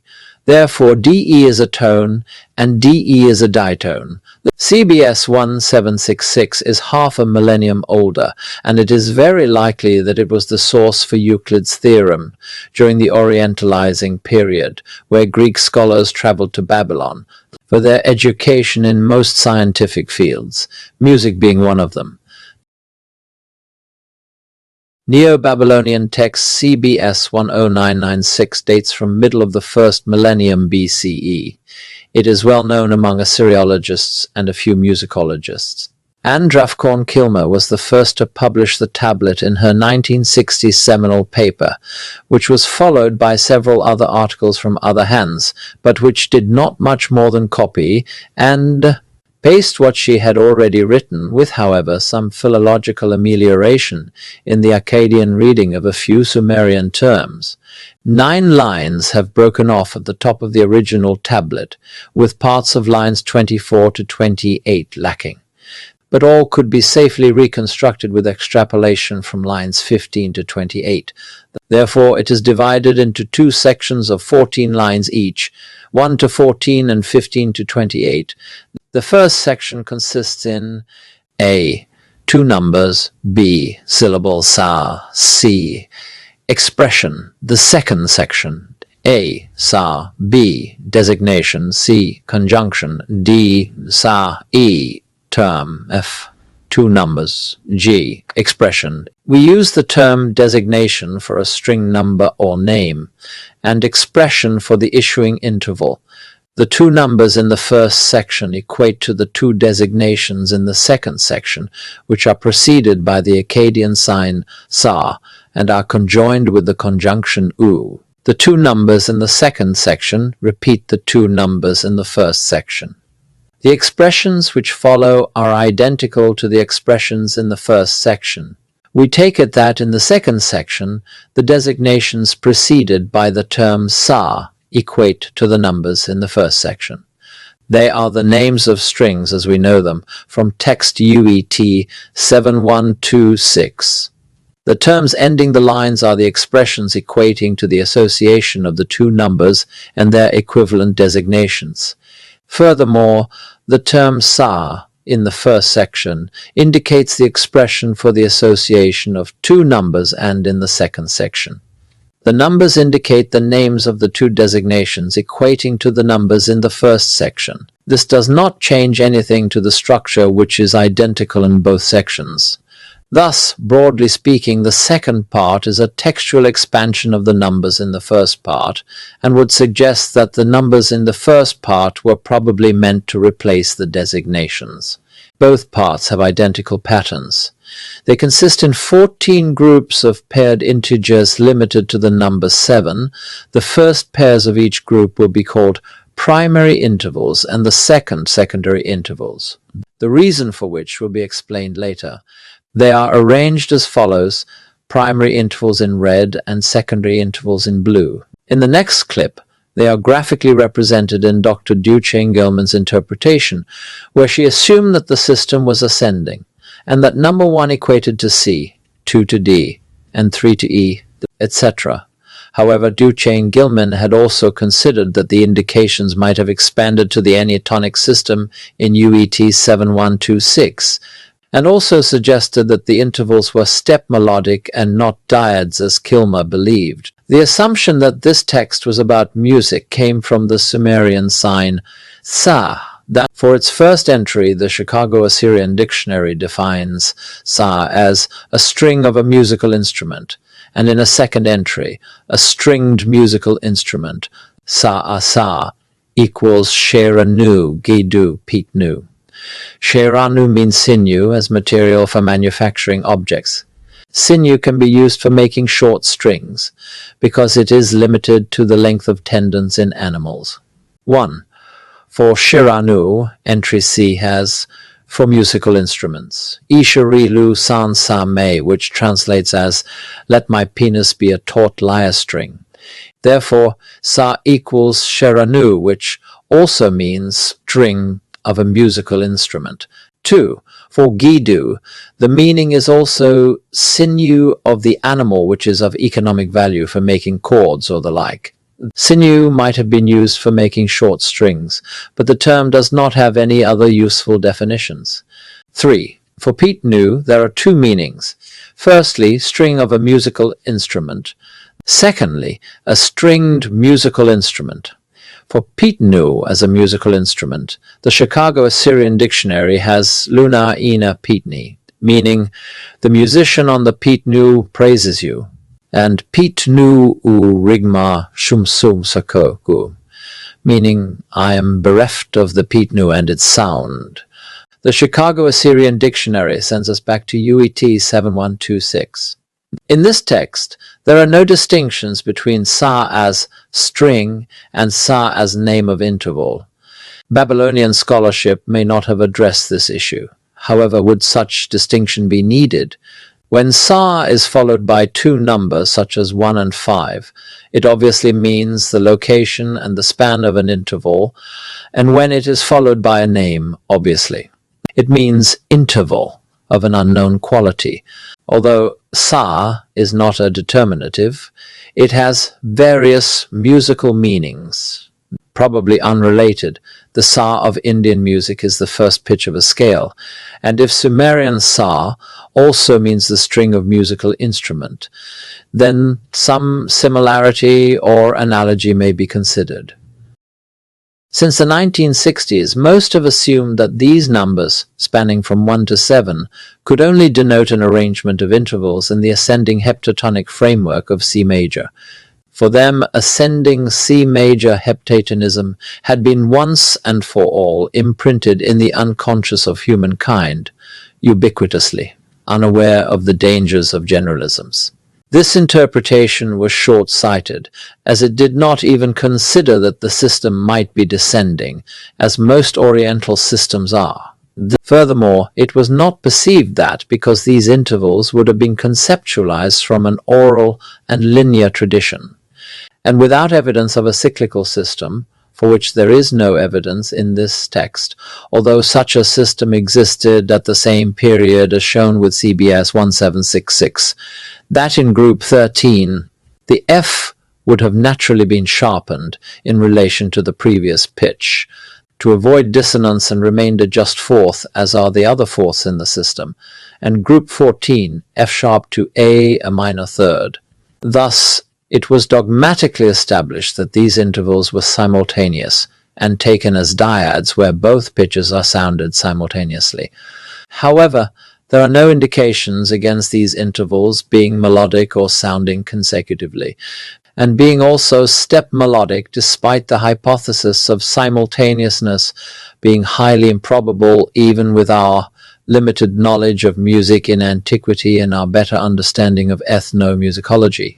Moreover, was the playing of these intervals other than simultaneously banned during the whole story of 4,000 years of music? However, this new concept was bound to bring fame in the light of this bewildering discovery, and it did. As an LP vinyl recording was produced in 1976 and re-edited in 2014 as a CD, under the title of Sounds from Silence with Anne Draffcorn-Kilmer, composer, Richard L. Crocker, composer, Robert R. Brown, composer. But what exactly did they compose? It had been suggested that CBS 10996 described a tuning method. However, this text is coherently incomplete. For instance, with the first group of paired intervals C to G and B to G, taking the system as ascending C major. C to G and B to G, the last G is in a relation of the interval of the fourth with the first degree of the next group of paired intervals as D to A and C to A, where the last A is also in a relation of the interval of the fourth with the first degree of the next pair, E to B and D to B. However, with the second pair, the group E to B and D to B, D to B has no relations of either intervals of the fourth or the fifth with the next group of paired intervals, and the same applies for the next groups. The reason is the inversion of some of the intervals to fit in the heptatonic system, and further implies that there had been a precursor of CBS 10996 with a greater ambitus of 13 degrees, allowing for some coherent tuning. It is generally accepted that intervallic coherence exists between integers, in priority for the interval of the fifth, and secondly for the interval of the fourth, which is the inversion of the fifth, because the justness in those two intervals is most perceptible, even to the untrained ear, while with thirds such as the major, and the minor and their inversion into the minor sixth and into the major sixth, justness is more difficult to assess. The justness of intervals is determined, when not quite justly tuned, by their emission of perceptible beats when their pitches are played simultaneously, or consecutively, although of less perceptible justness. These beats diminish in frequency as their tuning comes closer to justness and finally disappear totally or imperceptibly when just. Intervals of the fifth and of the fourth have been used as the most common intervals for coherent tuning systems historically for at least 4,000 years, and probably more, as these are the most recognizable intervals in all societies for all kinds of learned and popular music. Intervals of thirds and their inversions as sixths also generate beats when played simultaneously or consecutively. However, they are more difficult to appreciate. For example, should one tune a major third C to E, then a minor third starting from the second pitch of the initial major third E to G, then sound the issuing fifth C to G, it is most likely that it will end up as a false fifth. To this description of a theoretical coherence for the tuning of intervals, the acoustic quality of the instrument is of paramount importance. With most stringed ethnic instruments such as xylophones, harps, lyres, and other lutes, the beats of the intervals of fifths are barely perceptible, and for a very short time due to the poor sustaining quality of instruments, slightly less for the fourth, let alone for thirds. This is probably why in most cases, with ethnic music, thirds are most likely to be neither major nor minor, but mostly approximately neutral as they are placed more or less in the middle of the fifth. About the tuning of intervals, it is now appropriate to mention two types of approaches. We have mentioned the appreciation of beats per second and their fading as an interval becomes just. This method is best used when ratios of intervals have the simplest integers such as 1/2, 2/3, and 3/4. Beyond these, with primitive instruments, beats become more difficult to appreciate.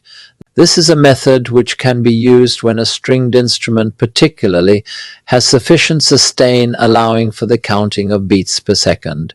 On the other hand, when an instrument has a good sustain, such as the piano, then the beats of intervals of the third are used because their frequency can be precisely counted for the more complex tuning in the equal temperament.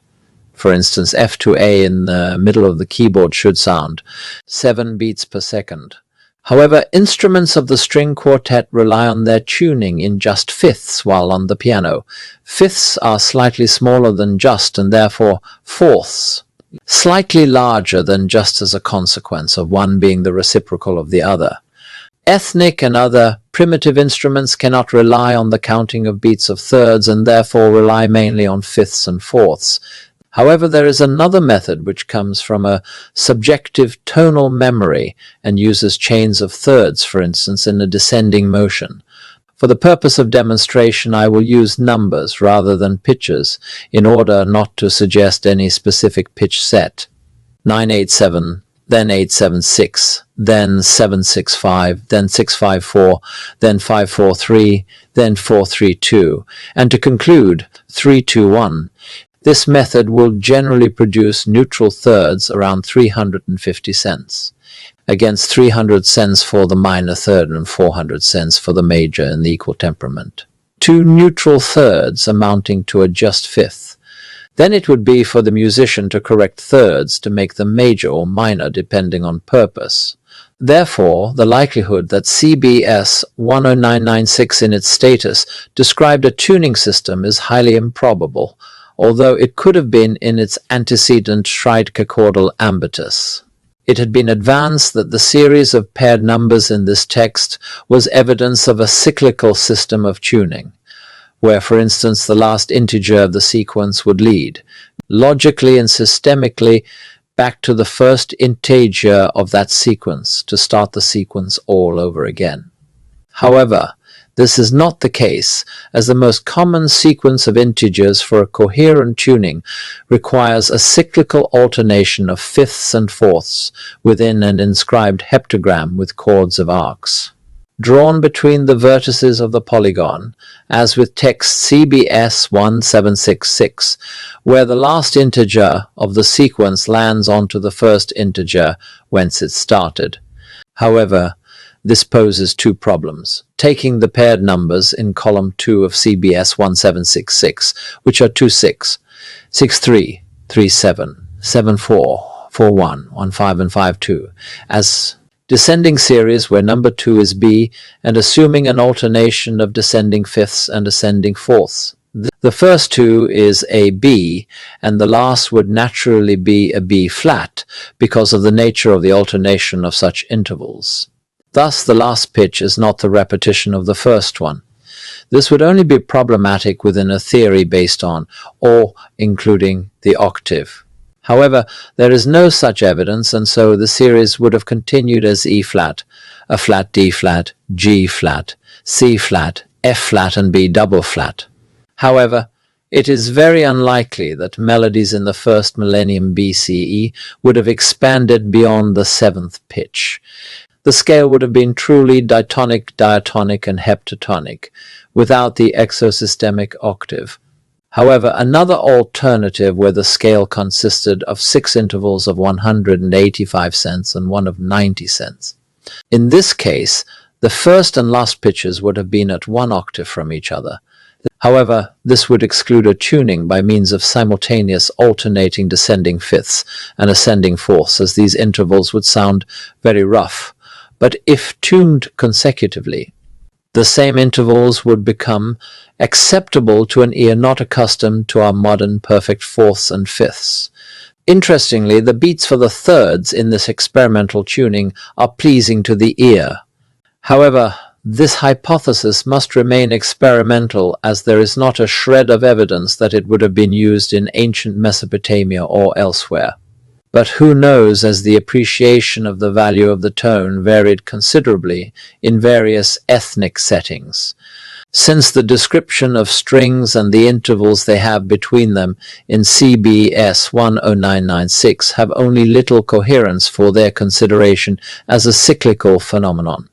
We shall take it that their concept was linear and probably came from a cognition process which came from the yoke of the lyre on which the strings are affixed, as clearly laid out with text UET 7126. With CBS 10996, there are 7 strings on the cognitive yoke and their relationship as described on the current clip. Numbers in this text have ascending 1526, etc., and descending 7541, etc. Orientations or polarities.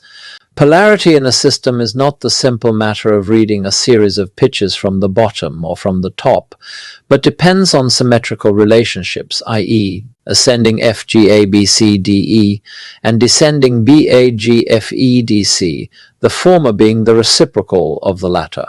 With CBS 10996, intervals have irregular polarities, in the order in which they are listed.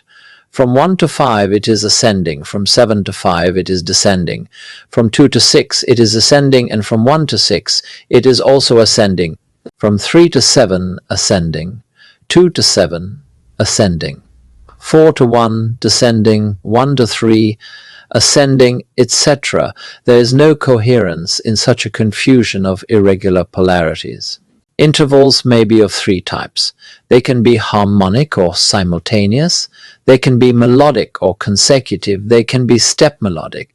Kilmer decided without any evidence that the intervals in CBS 10996 were simultaneous, or diads as she calls them, while Duchenne, Gilman, Woolston, and ourselves saw them stepwise melodic. While there is no conclusive evidence that the Akkadian conjunction "oo" placed between two integers of an interval meant, in the case of music, that these pitches were to be played simultaneously or consecutively, the hypothesis that they were exclusively simultaneous diads is spurious. Firstly, we are not aware of any ruling in any culture for these not to be played consecutively, as we have mentioned before. Secondly, the polarities of these intervals would surely indicate the order in which the pitches were played. When we have 1-5, it seems obvious that the first pitch to be played would have been 1, and with 7-5, surely the seventh pitch would have been played first. If these intervals were meant to be played simultaneously, there would be no reason for changing their polarity, since 1-5 or 5-1 would have sounded the same. Thirdly, when Kilmer was confronted with the Hurrian text H6, which is a song dating from around 1400 years BCE, where the musical notation is written by means of intervals, then, had intervals been dyadic, then how would the voice have sung two pitches at the same time? Kilmer's answer to these horns of dilemma was that the song was accompanied by a lyre, although the colophon of the tablet does not mention any accompaniment. And because the lyre can play two pitches simultaneously, then the problem was solved. The singer could choose which of the two pitches to sing.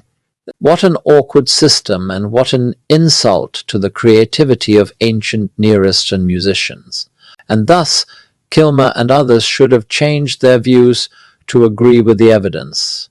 However, they changed the evidence to match their views. There is another strong argument in favor of the intervals in CBS 10996 being step melodic. The reason is that besides numbers which locate them on a given scale, these numbers do not specify the nature of the pitches within that interval. Therefore, names would have defined the melodic content of intervals as melodic syllabic incipits. For instance, for the interval 1-5, the term which is associated with it, niche 2 reem, would be a syllabic melodic incipit, giving the 5 pitches C, D, E, F, G as the melody of that incipit, and made up of a tone, tone, semitone, and tone. This is the method used with the Oriental makam, where names of specific intervals remind the musician of melodic content without knowledge of theory. We have conclusively established that while this text is descriptive in that it locates and names within a heptatonic grid, and in a manner which is certainly not convincing, the following series of intervals. While a logical series of intervals within a heptachord would be as follows.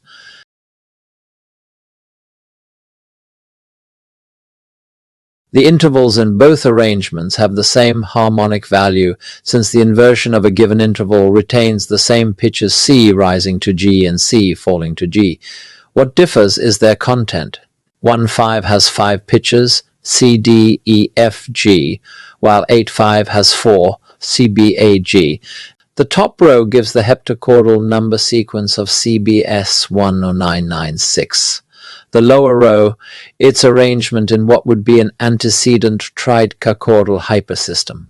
The graphic examples which follows will demonstrate that CBS 10996 was not an original treatise, but only the heptatonic adaptation of a precursory text, or proto-CB, S10996, a tridecachordal hypersystem.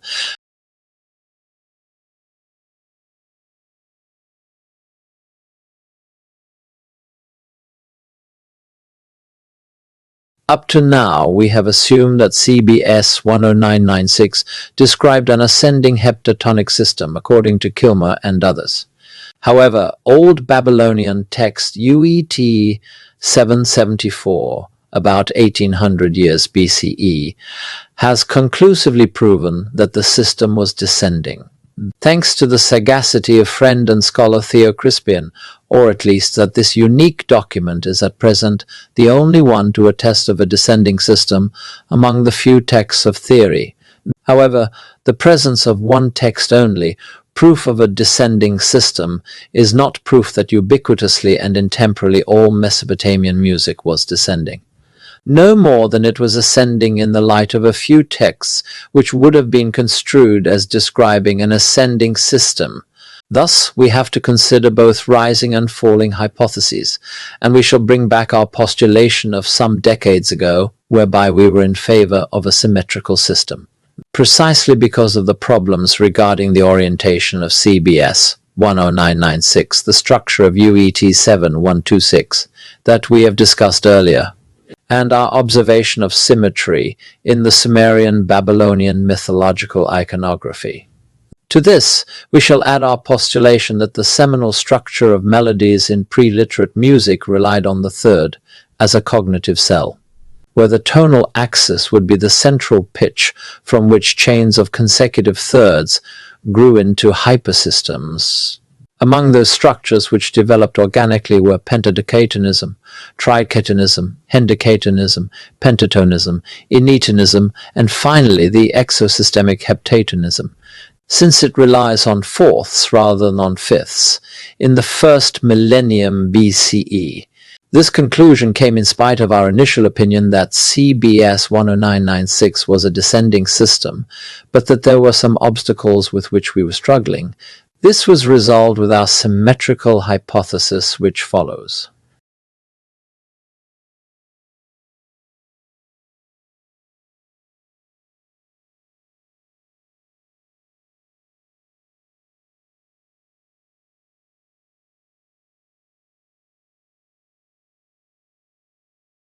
The first figure shows the position of intervals as they stand with CBS 10996. In both their heptatonic ascending and descending status, showing symmetry around the central tonal axis D. The second figure gives the position of intervals as they would have been placed in their original hypersystemic tricatonic status, or Proto-CBS 10996, in a symmetrical order around central tonal axis D. Thus we may agree that originally the span organization included 7 rising or falling fifths, and of 7 rising and 7 falling thirds, while the heptachordal arrangements gave a series of intervals, which were the adaptation of the former arrangement as given in CBS 10996. This text is the adaptation of a catalogue of 7 intervals of fifths and 7 intervals of thirds, rising or falling, and which would have been either harmonic, melodic, and/or step melodic, depending on purpose. The initial intervals of fifths and thirds were initially a set of a tricatonic span system, probably during the 3rd and 2nd millennium BCE, and then, during the middle of the 1st millennium BCE, with the advent of heptatonism, these intervals were made to fit a heptatonic grid by means of inversion of intervals, which in the initial hypersystem exceeded the range of the heptachord. While this innovation had less importance for harmonic intervals, as CG and GC, for example, sound the same harmonically, but it certainly was critical when these intervals were step melodic, because an inverted fifth with 5 pitches became a fourth with only 4 pitches. An inverted third of 3 pitches became a sixth with 6 pitches. Thus, it can further be postulated that other versions of CBS 10996 would have been written, in addition to the tricatonic and the heptatonic, for the eniatonic and hendecatonic hypersystems when appropriate intervals were needed.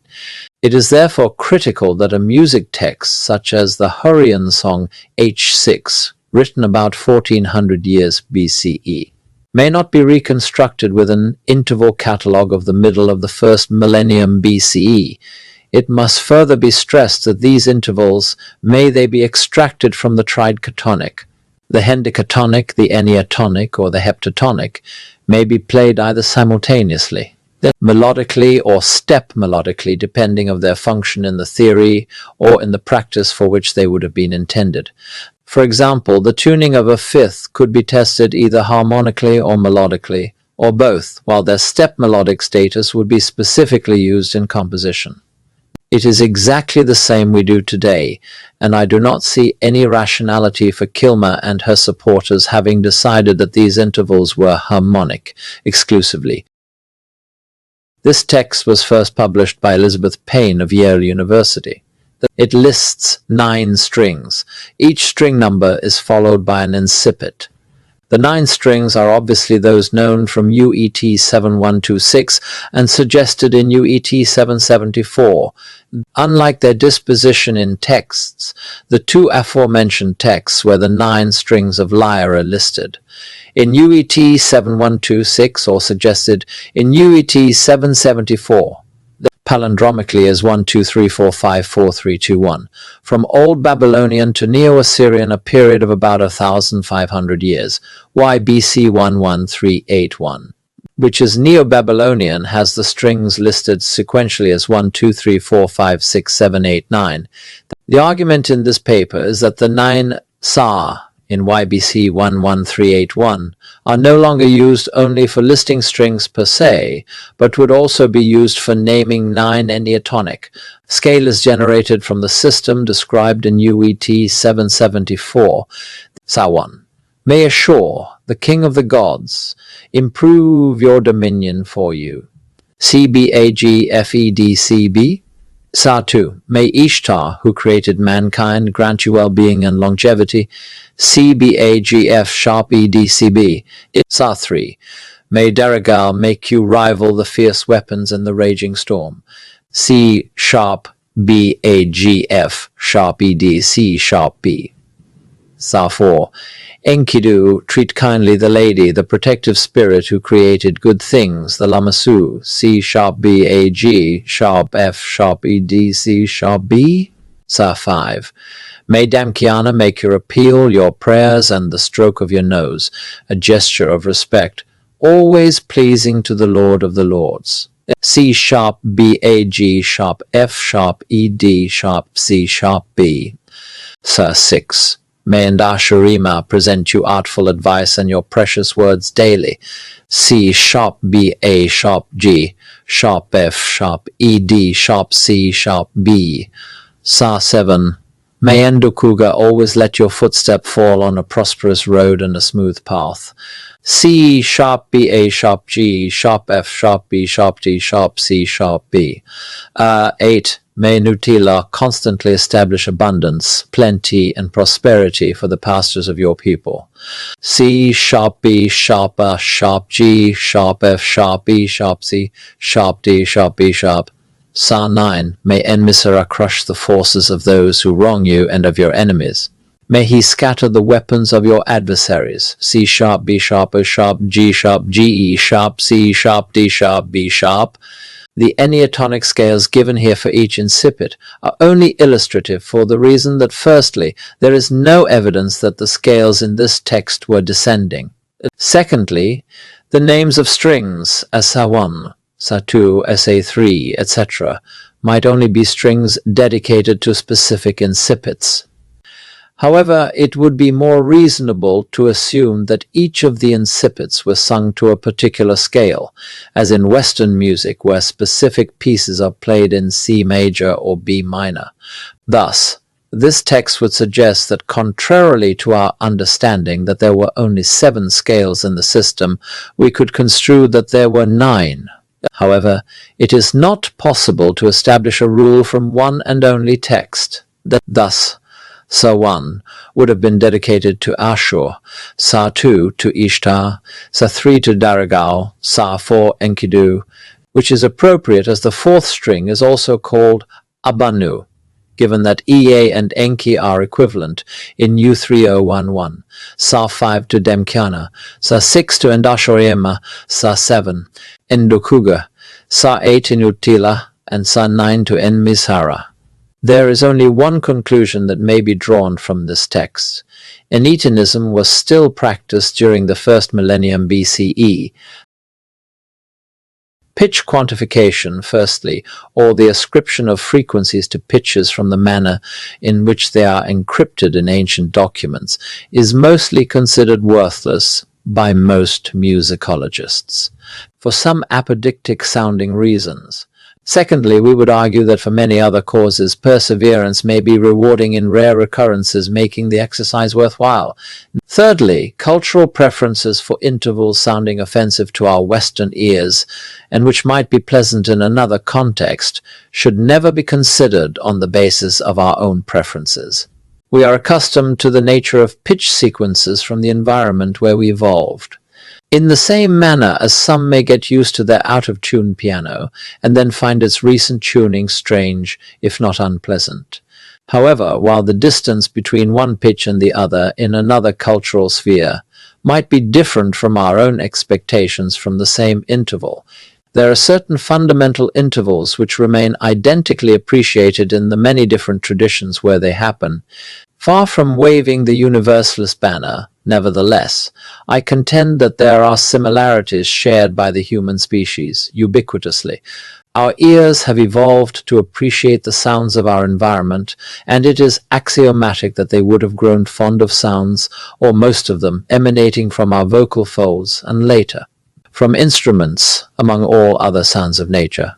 Thus there are referential intervals, of which the fifth is essential, and there are mobile pitches within the boundaries of the fifth, the order of which defining mood, which in turn became Sanskrit ianas, Akkadian guinu, Greek gainos, Latin gainus, Arabic jins, and eventually mode, the meaning of which having been distorted in the course of centuries. The interval of the fifth is the most common and preferred interval shared by our human species. The stimulus caused by that interval would be the fastest to reach our cerebral cortex, which would seem a reasonable assertion. It is the consequence of the nicest ratio of string lengths according to Pythagoras, if he ever existed. He would have said that after the octave, the fifth was the most pleasing interval. These are large intervals, and it is unlikely that they were used in antiquity within melodies.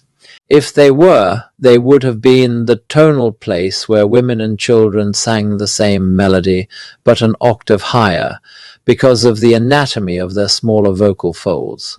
However, these octaves are not conceptual because they were not sung by design, but as anatomical consequences. Octaves, fifths and fourths, are tone and mood containers. The octave hosts a fifth and a fourth. A fourth is an inverted fifth.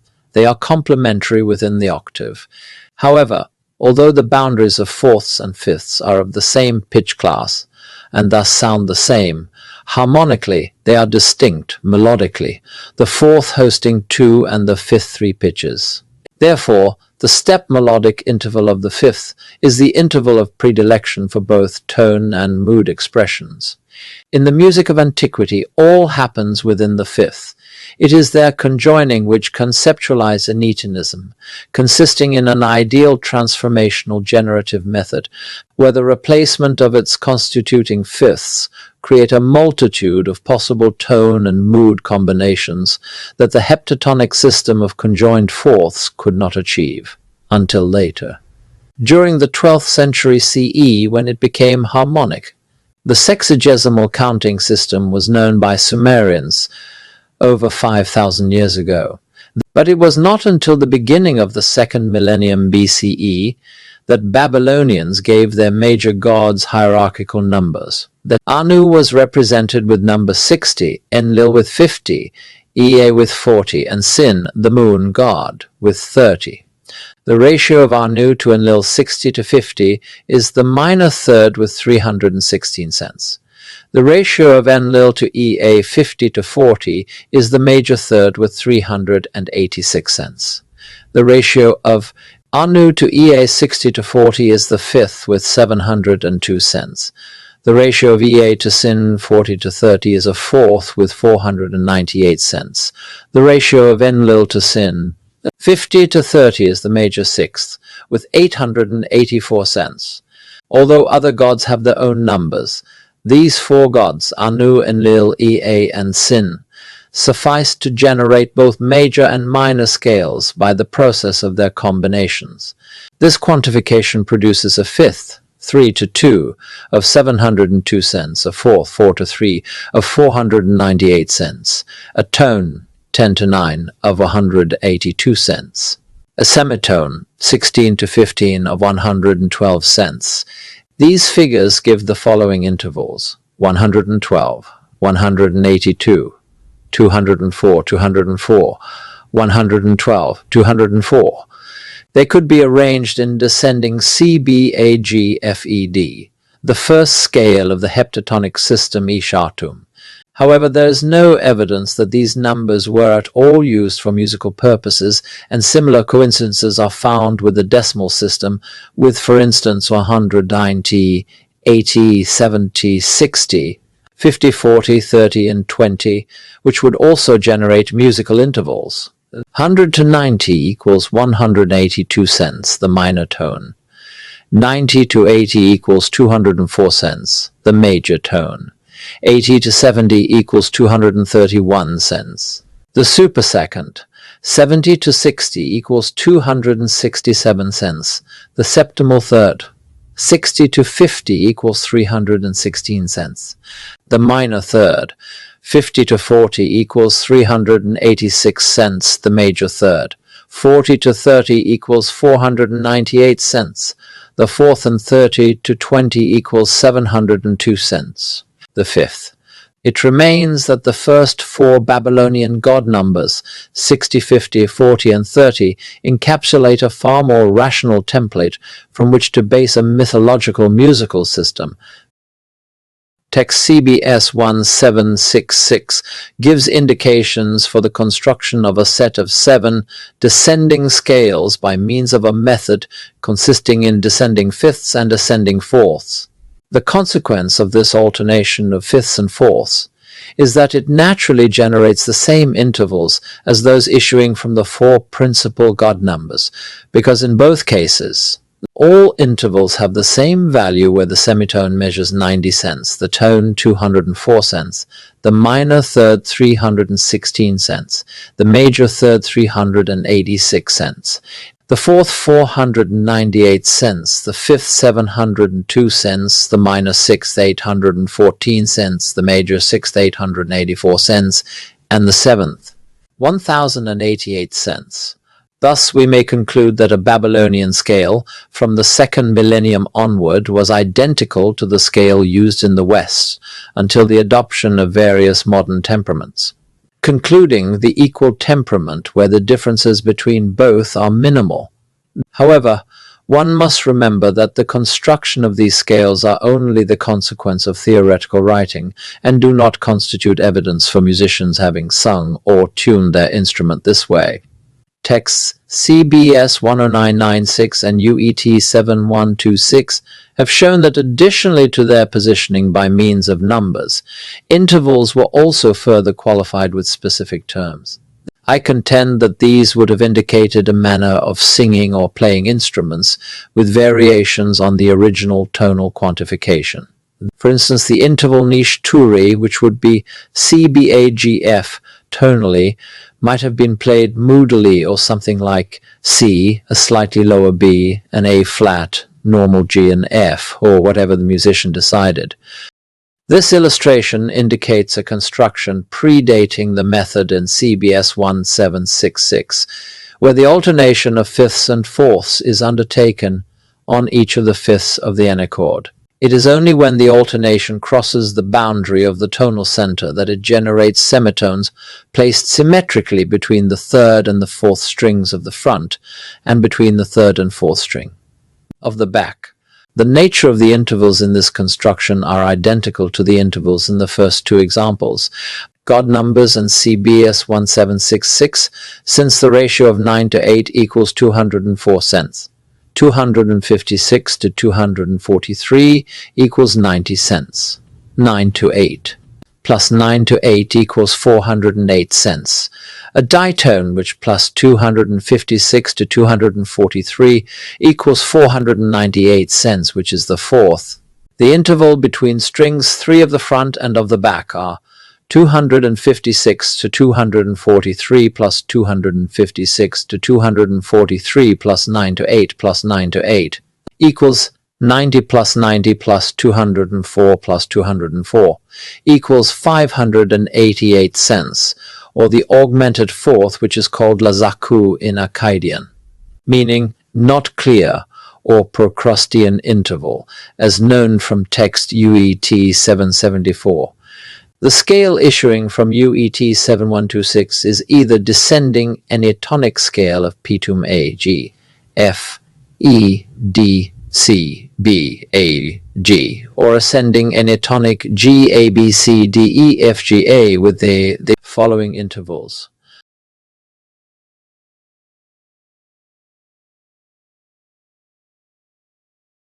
The four cuneiform texts which follow were originally published by Hilprecht in his 20th volume of the Babylonian Expedition of the University of Pennsylvania in 1906.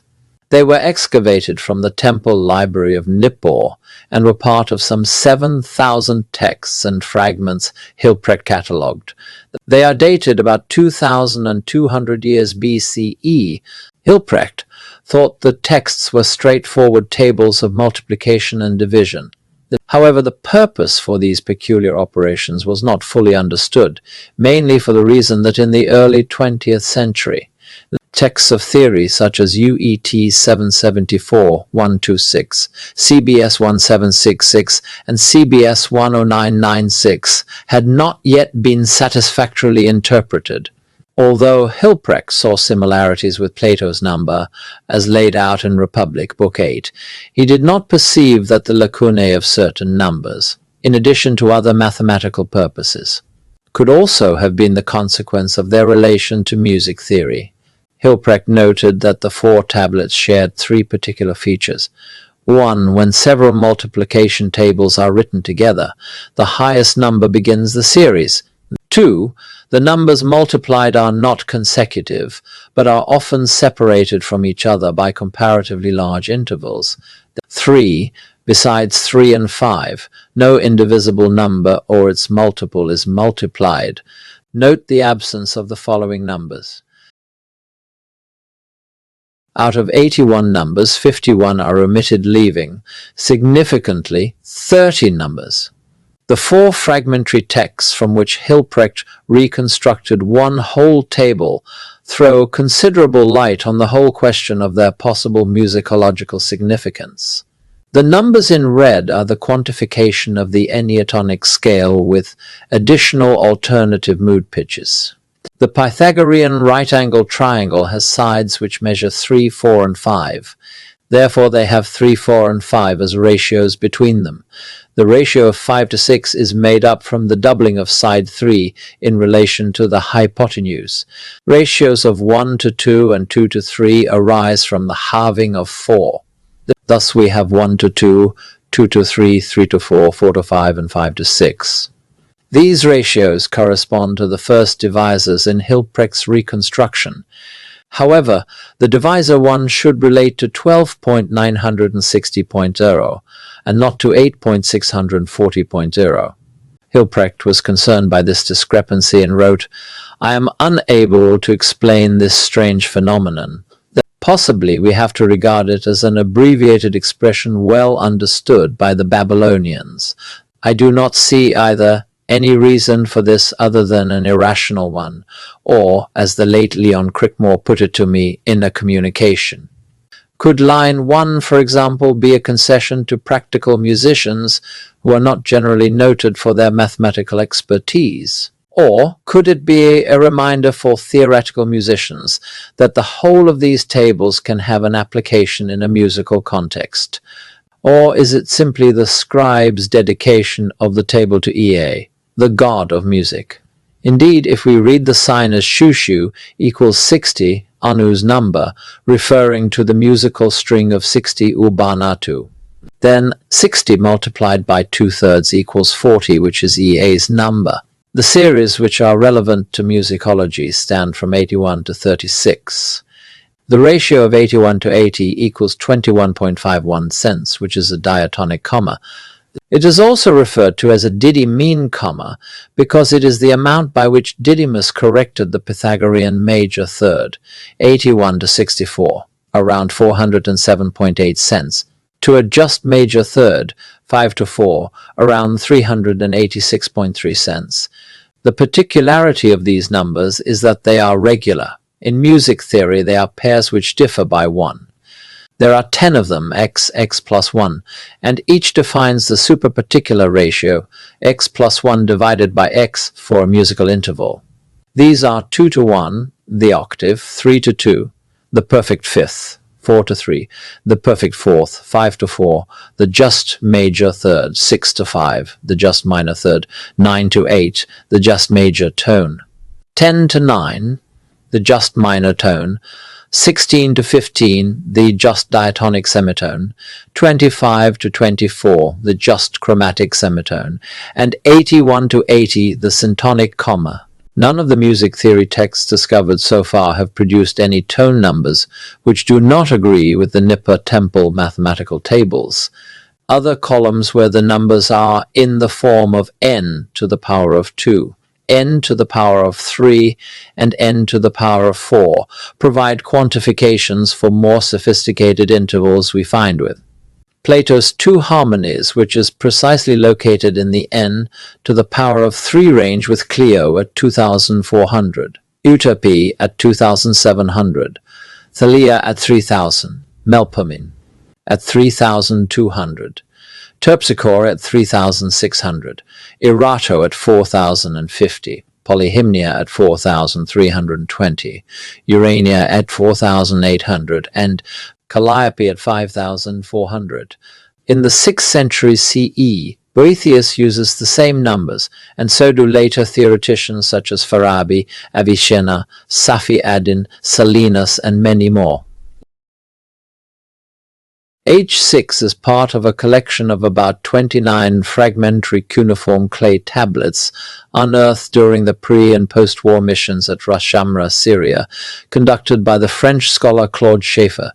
The tablets are written in Hurrian, an agglutinative language, with Babylonian signs. The scribes who wrote them were Babylonians, as their names and usage of Hurrianized Babylonian suggests. The tablets would all have had the same rectangular shape. The writing is parallel to the longest side and is divided in 3 parts. The first varies with each tablet, but generally the text continues onto the obverse. The text usually consists of one paragraph which ends with a double line on which sits a double Winkelhaken at the beginning and at the end on the obverse. The second part spreads below the double line with Hurrianized Babylonian musical terms which are followed in most cases by a number. Terms sometimes have pre- or post-positioned adjectives. The first part gives the lyrics, the second music and rhythm. The third part is the colophon written at the bottom edge of the tablet. Typically, it says that it is a song in the scale of X, followed by an adjective and deities to whom the song is dedicated. Follows the name of a scribe. 2 of them are mentioned in the texts. There is a certain Hammurabi, another Ibshali, and 4 Hurrian composers, Tapshihun, Puhiyana, Ohia, and Amia. This is to our knowledge the first instance when composers are named in world music history. Regrettably, H6 is the only tablet which came reasonably intact to us, reconstructed from 3 fragments. The colophon of tablet H6 is unequivocal. It says it is a song in the scale of Nichibli Zaluzi for the gods, written by Orhiag and composed by Hammurabi. It is a song, unequivocally. There are no indications of any instrumental accompaniment. Furthermore, an instrumental accompaniment to this song, or prayer, as far as we understand it, would be incongruous with the private nature of this young woman's prayer, asking goddess Nikol to make her fertile. We shall only discuss music notation. Our knowledge of Hurrian is still limited, and therefore the vocalization of the language remains uncertain, especially that it is written with Babylonian signs not ideally suited, and therefore cannot provide with meaningful metric values. The colophon says that the song is in the pitch set of Nid Kibli. The nature of this scale has been elucidated from three texts: CBS 10996, UET 7126, and UET 774, already discussed. Need Kibble is an enneatonic descending scale, EDC BAGFED. The values for melodic thirds and fifths are known from the transposition of the string numbers to the enneatonic scale of Need Kablim. This is a straightforward operation. The music part of the tablet is composed of the names of melodic thirds and fifths, and of numbers following each of them.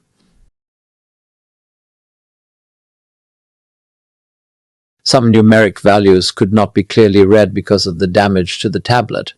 The values for the melodic triads and pentads in H6 are Umbube is CBAGF, Not Kabli is BAGFE, Kabliti is a GFED, Kitmi is GFEDC, Titor, Kabliti is BCD, Titimishati is ABC, Zirti is GAB, Shari is FGA, Shashati is EFG, Ibuti is DEF.